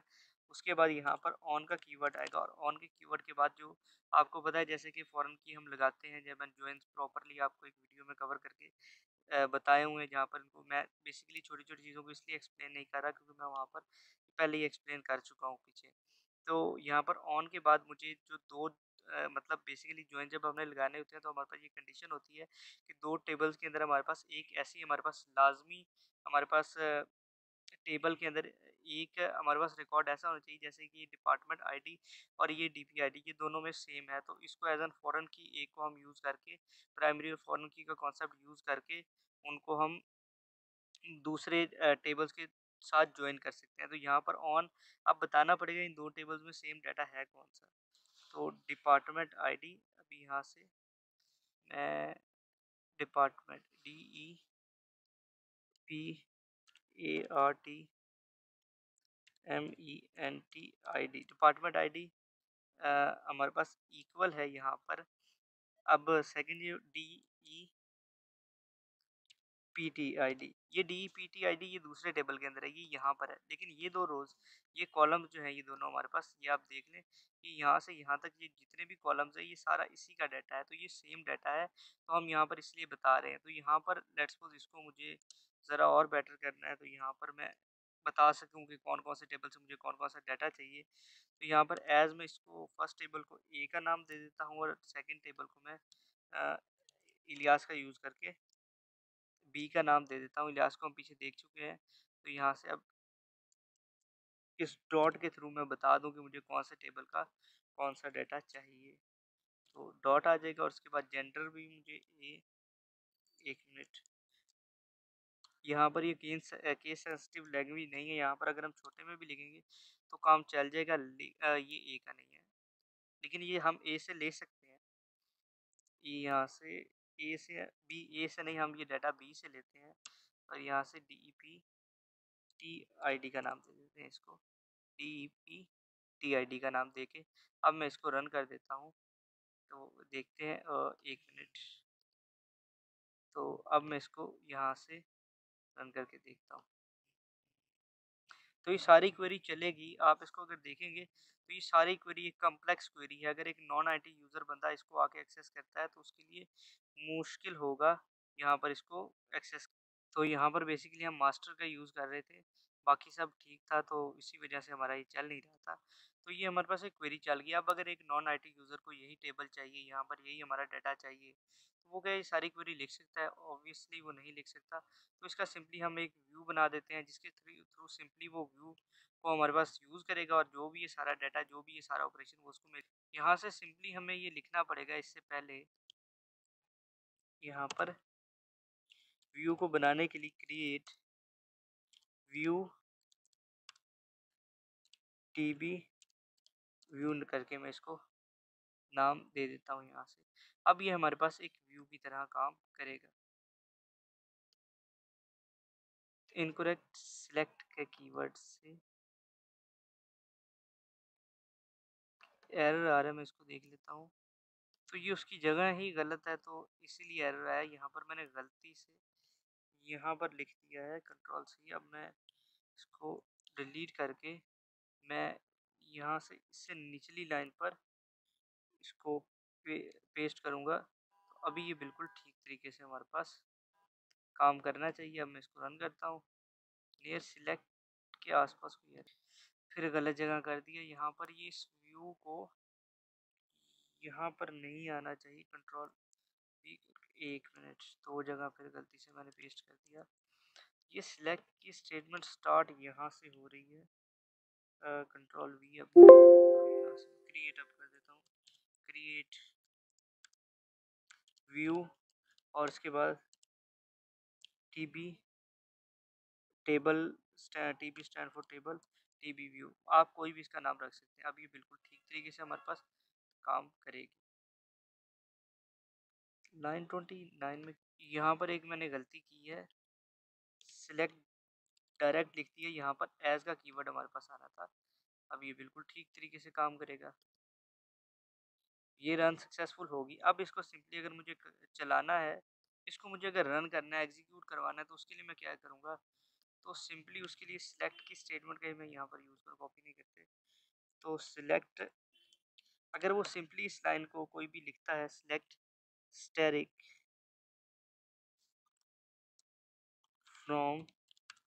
db view। सिंपली वो इस कमांड को लिखता है कोई भी नॉन आईटी यूज़र आके, तो उसके सामने ये हमारे पास जो वर्चुअल टेबल है वो हमारे पास बना आ जाएगा। इसके अलावा यहाँ पर अगर आप मतलब इस क्वेरी के अंदर यहाँ पर आप डिफाइन कर देते हैं कि ये वाली आईडी हमें नहीं चाहिए, या ये वाला हमें जो है मतलब इससे रिलेटेड रिकॉर्ड हमें नहीं चाहिए, तो वो भी आप कर सकते हैं। उसको हमने मतलब एग्रीगेट फंक्शन के नॉट वाली क्वेरी में कवर किया था कि हमें अगर कोई रो को किसी को हमें हाइड करना है यूज़र से, तो वो हम कैसे कर सकते हैं। तो इस वीडियो में सिर्फ इतना ही। नेक्स्ट हमारा लास्ट टॉपिक हमारे पास होने वाला है रोल बैक और कमिट का, और उसके बाद हमारी एसक्यूएल जो है हमारे पास प्रॉपर हर टॉपिक को, हर चीज़ को हमने एक एक करके कवर किया, हमारे पास वो ख़त्म हो जाएगा। तो हम कवर करने जा रहे हैं कमिट और रोल बैक की दो हमारे पास कमांड है इनको, लेकिन इनको समझने से पहले हमें एक टर्म है ट्रांजेक्शन की, उसको समझना पड़ेगा। उसके बाद हम इसको सीक्वल में जाकर परफॉर्म करेंगे। तो सबसे पहले देख लेते हैं ट्रांजेक्शन क्या होती है। Transaction is a group of command की, एक ग्रुप ऑफ कमांड है that change the data store in database. Basically ये हमारे पास ट्रांजैक्शन कब परफॉर्म होती है, जब भी डाटा के अंदर हमारे पास कोई चेंज आता है। जो भी डाटा हमारे पास डाटाबेस के अंदर स्टोर होता है, उस डाटा के अंदर जब भी कोई चेंजिंग अकर होती है, जब भी इंसर्शन डिलीशन अपडेशन कोई भी हमारे पास ऐसी चीज़ परफॉर्म होती है, तो उसकी वजह से हमारे पास एक ट्रांजैक्शन परफॉर्म होती है। तो उसके बाद ये ट्रांजैक्शन का काम क्या, ट्रांजैक्शन इंश्योर करती है that either all the command succeeded और नन ऑफ देम, कि ये हमारे पास इस चीज़ को इंश्योर करती है कि हमारे पास जितनी भी ट्रांजैक्शंस जो हमने परफॉर्म की हैं वो हमारे पास सक्सेसफुली रन हुई हैं या नहीं हुई। तो उसके बाद if one of the command of the transaction fail, कि अगर कोई हमारे पास ट्रांजैक्शन फेल होती है, तो वो जो रिकॉर्ड कोई ट्रांजैक्शन, मतलब जैसे कि मैं मेरे पास कोई डाटा है, वहाँ पर मैंने डाटा में कोई अपडेशन किया, तो ट्रांजैक्शन अगर नहीं परफॉर्म हुई, तो बेसिकली होगा कुछ यूँ कि वो जो पुराने वाला डाटा वहाँ पर है, वो हमारे पास डाटा उसी तरीके से रहेगा, और जो नई मैंने अपडेशन की थी, वो अपडेशन हमारे पास डेटाबेस के अंदर सेव नहीं होगी। तो ये था हमारे पास ट्रांजैक्शन। और ये ट्रांजैक्शन बेसिकली हमारे पास जब भी डाटा की डिलीशन, अपडेशन, इंसर्शन कोई भी परफॉर्म होती है, तो उसके अगेंस्ट एक ट्रांजैक्शन हमारे पास परफॉर्म होती है। तो अब ये ट्रांजैक्शन की टर्म से जब हम फेमिलियर हो चुके हैं, तो नेक्स्ट हम कमिट और रोल बैक को देख लेते हैं। कमिट सबसे पहले रोल बैक की कमांड को देख लेते हैं। रोल बैक हमारे पास ऐसे ही काम करता है जैसे कि अनडू की कमांड, हमारे पास अनडू रीडू हमारे पास कमांड होती है कि हम अपने किए हुए काम को वापस चेंज कर सकते हैं। बेसिकली हम डाटाबेस में काम करते हुए कई दफ़ा हमारे साथ ऐसा हो जाता है कि हम मतलब गलती से हम कोई भी डाटा को चेंज कर देते हैं, हम कोई भी उसमें अपडेशन कर लेते हैं, हम डिलीशन लेट्स सपोज टर्निकेट की कमांड का यूज़ कर लिया, सारा का सारा टेबल उड़ा के रख दिया, पीछे कुछ नहीं बचा। तो हमारे पास ये हमारे पास एक चॉइस हो सकती है कि यहाँ पर अगर हम वहाँ पर रोल बैक कमांड जो होती है, वहाँ पर अगर हम उसका यूज़ करें, तो वो सारा का सारा डाटा जो भी हमारे पास डिलीट हो चुका है, तो उसको हम रिकवर कर सकते हैं अपनी डाटाबेस के अंदर। तो ये बेसिकली अनडू और रीडू के लिए काम करता है। तो अगर हम चाहें कि अनडू और रीडू हमारे पास ना हो, ये ऑप्शन हमारे पास ना हो, उसमें कोई भी चेंज ना आकर हो सके जो हमने डेटाबेस क्रिएट की है, या कोई भी हमारे पास, तो उसको परमानेंटली सेव करने के लिए डेटाबेस के अंदर जो भी हमारे पास डाटा है, उसको परमानेंटली, कि अब इसके बाद इसमें कोई भी चेंज ना हो सके, ये परमानेंटली ये डाटा के बेस के अंदर ये डाटा हमारे पास स्टोर हो जाए, तो उसके लिए हम कमिट कमांड का यूज़ करते हैं। और कमिट कमांड का जब हम एक दफ़ा यूज़ कर लेते हैं, उसके बाद अगर हम रोल बैक 1000 दफ़ा भी करेंगे, तो वो रोल बैक नहीं होगा, क्योंकि वो कमांड ऑलरेडी कमिट हो चुकी है। तो ये चीज़ें यहाँ पर लिखी हुई हैं, आप स्क्रीन रोक इसको पढ़ सकते हैं। अब जाते हैं सीक्वल सर्वर में और जाकर देखते हैं कि ये कमांड हमारे पास कैसे काम करती है। तो सबसे पहले हमारे पास कमांड है, ये हमारे पास कमांड है सबसे पहले हम रोल बैक की कमांड को देखेंगे। और यहाँ पर एक मैंने टेबल पहले ही क्रिएट किया हुआ है, जिसके अंदर 5 यहाँ पर एम्प्लॉयज़ हैं, उनकी सैलरी है, जेंडर है, उनकी एक आईडी है। तो इसके अगेंस्ट एक रोल बैक की कमांड को रन कर देते हैं। तो इसको स्टार्ट करने के लिए सबसे पहले हम एक कीवर्ड लिखेंगे बिगिन ट्रांजैक्शन, कोई भी ट्रांजैक्शन को परफॉर्म करने के लिए। उसके बाद यहाँ पर हम कोई भी उस ट्रांजैक्शन को, जैसे कि डाटा में कोई डिलीशन, कोई अपडेशन कोई परफॉर्म करनी है, सबसे पहले डिलीट का यूज़ कर लेते हैं। तो डिलीट की कमांड क्योंकि सबसे सिंपल होती है, डिलीट फ्रॉम, यहाँ से टीबीएल, हमारे पास एम्प्लॉय 3 डाटाबेस है, तो नहीं हमारे पास टेबल है, उसमें से हम डाटा को डिलीट करने चाहते हैं। वेयर की कमांड लगाते हैं, वेयर जो हमारे पास लेट्स सपोज जेंडर के ऊपर लगा देते हैं, कि जो हमारे पास जेंडर है, ये वाला जो हमारे पास जेंडर है, वो हमारे पास इक्वल है यहाँ पे मेल के मेल का जो हमारे पास रिकॉर्ड है उसको हमारे पास उड़ा के रख देंगे। उसके बाद यहाँ पर इसको रन कर देते हैं, यहाँ पर इसको रन कर दिया। तो 3 रो इफेक्ट तो 3 आपको मेल नज़र आ रहे थे, तो वो अब हमारे पास डेटाबेस से जा चुके हैं। लेकिन अब यहाँ पर अगर मैं इसको रोल बैक कर दूँ, उसके बाद हमारे पास क्या होगा? रोल बैक हमारे पास बेसिकली अनडू करने के लिए यूज़ होता है। यहाँ पर मैंने कर दिया roll back, command run successfully. अब मैं इसको अगर चला के देखूँ तो ये हमारे पास 5 के 5 का डाटा हमारे पास वापस रीडू हो चुका है इस रोल बैक की कमांड की वजह से। कि रोल बैक की कमांड मैंने लगाई तो वो जो 3 आपने नीचे देखा था, यहाँ पर इस कमांड को चलाने के बाद 3 रो इफेक्ट हुई थी। 3 रो इफेक्ट होने का मतलब ये है कि यहाँ पर आप देख सकते हैं कि पहला जॉन, दूसरा माइक और तीसरा टॉड, हमारे पास 3 मेल्स हैं। उनका रिकॉर्ड हमारे पास डेटाबेस से जा चुका था, लेकिन इस रोल बैक की कमांड की वजह से हमारे पास वो रिकॉर्ड हमारे पास आ गया है वापस। अब अगर यहाँ पर रोल बैक की जगह मैं कमेंट का यूज़ करूँ तो तब क्या होगा हमारे पास? तो उसको भी करके देख लेते हैं। तो कमिट ट्रांजैक्शन ट्रांजैक्शन ट्रा ट्रांजैक्शन कमिट ट्रांजैक्शन के ट्रांजैक्शन को कमिट करके देख लेते हैं कि क्या होता है। सबसे पहले बिगिन करना पड़ेगा उस ट्रांजैक्शन को। डन। 3 रो इफेक्ट। अब मैं चाहता हूँ कि ये 3 रो तो डिलीट हो चुकी हैं डेटाबेस से, अब ये डिलीट ही नहीं, ये सेव हमारे पास परमानेंटली हो जाए। अब हम देखेंगे कि वो जो हमारे पास मेल्स थे वो हमारे पास डेटाबेस से परमानेंटली डिलीट हो चुके हैं। अब अगर मैं 1000 बार भी यहाँ पर नीचे रोल बैक लिखूंगा तो वो रोल बैक हमारे पास नहीं होंगी। वो चेंजेस, कि ये जो चेंज हमने किया है ये हमारे पास लास्ट चेंज है, और ये चेंज करने के बाद मैंने कह दिया कि कमिट, कि अब बस ख़त्म, जो भी हुआ है वो हो गया है। अब जो भी होने के बाद हमारे पास ये क्योरी, ये हमारे पास ट्रांजैक्शन है, कि ये जो भी हमारे पास ट्रांजैक्शन यहाँ पर है, ये होने के बाद अब परमानेंटली उसको डेटाबेस के अंदर सेव कर दो। जो कि अब ये परमानेंटली डेटाबेस के अंदर सेव हो चुकी है। अब हम इसको अनडू या रीडू या इसमें इसको हम डाटा को वापस नहीं ला सकते, वो परमानेंटली हमारे पास डिलीट हो चुका है, क्योंकि ये ट्रांजैक्शन हमारे पास परमानेंटली सेव हो चुकी है। तो इसके साथ हमने अपना सीक्वल का कोर्स मुकम्मल कर लिया है। यहाँ पर स्टार्ट से लेकर एंड तक जितनी क्वेरीज थी हमने उनको वन बाय वन देखा है, हर चीज़ को स्टार्ट टू एंड हमने कवर किया है, और जितनी भी क्वेरीज पॉसिबल हो सकती थी, जो कुछ भी पॉसिबल हो सकता था, वो हमने यहाँ पर ख़त्म किया है। So thank you for watching.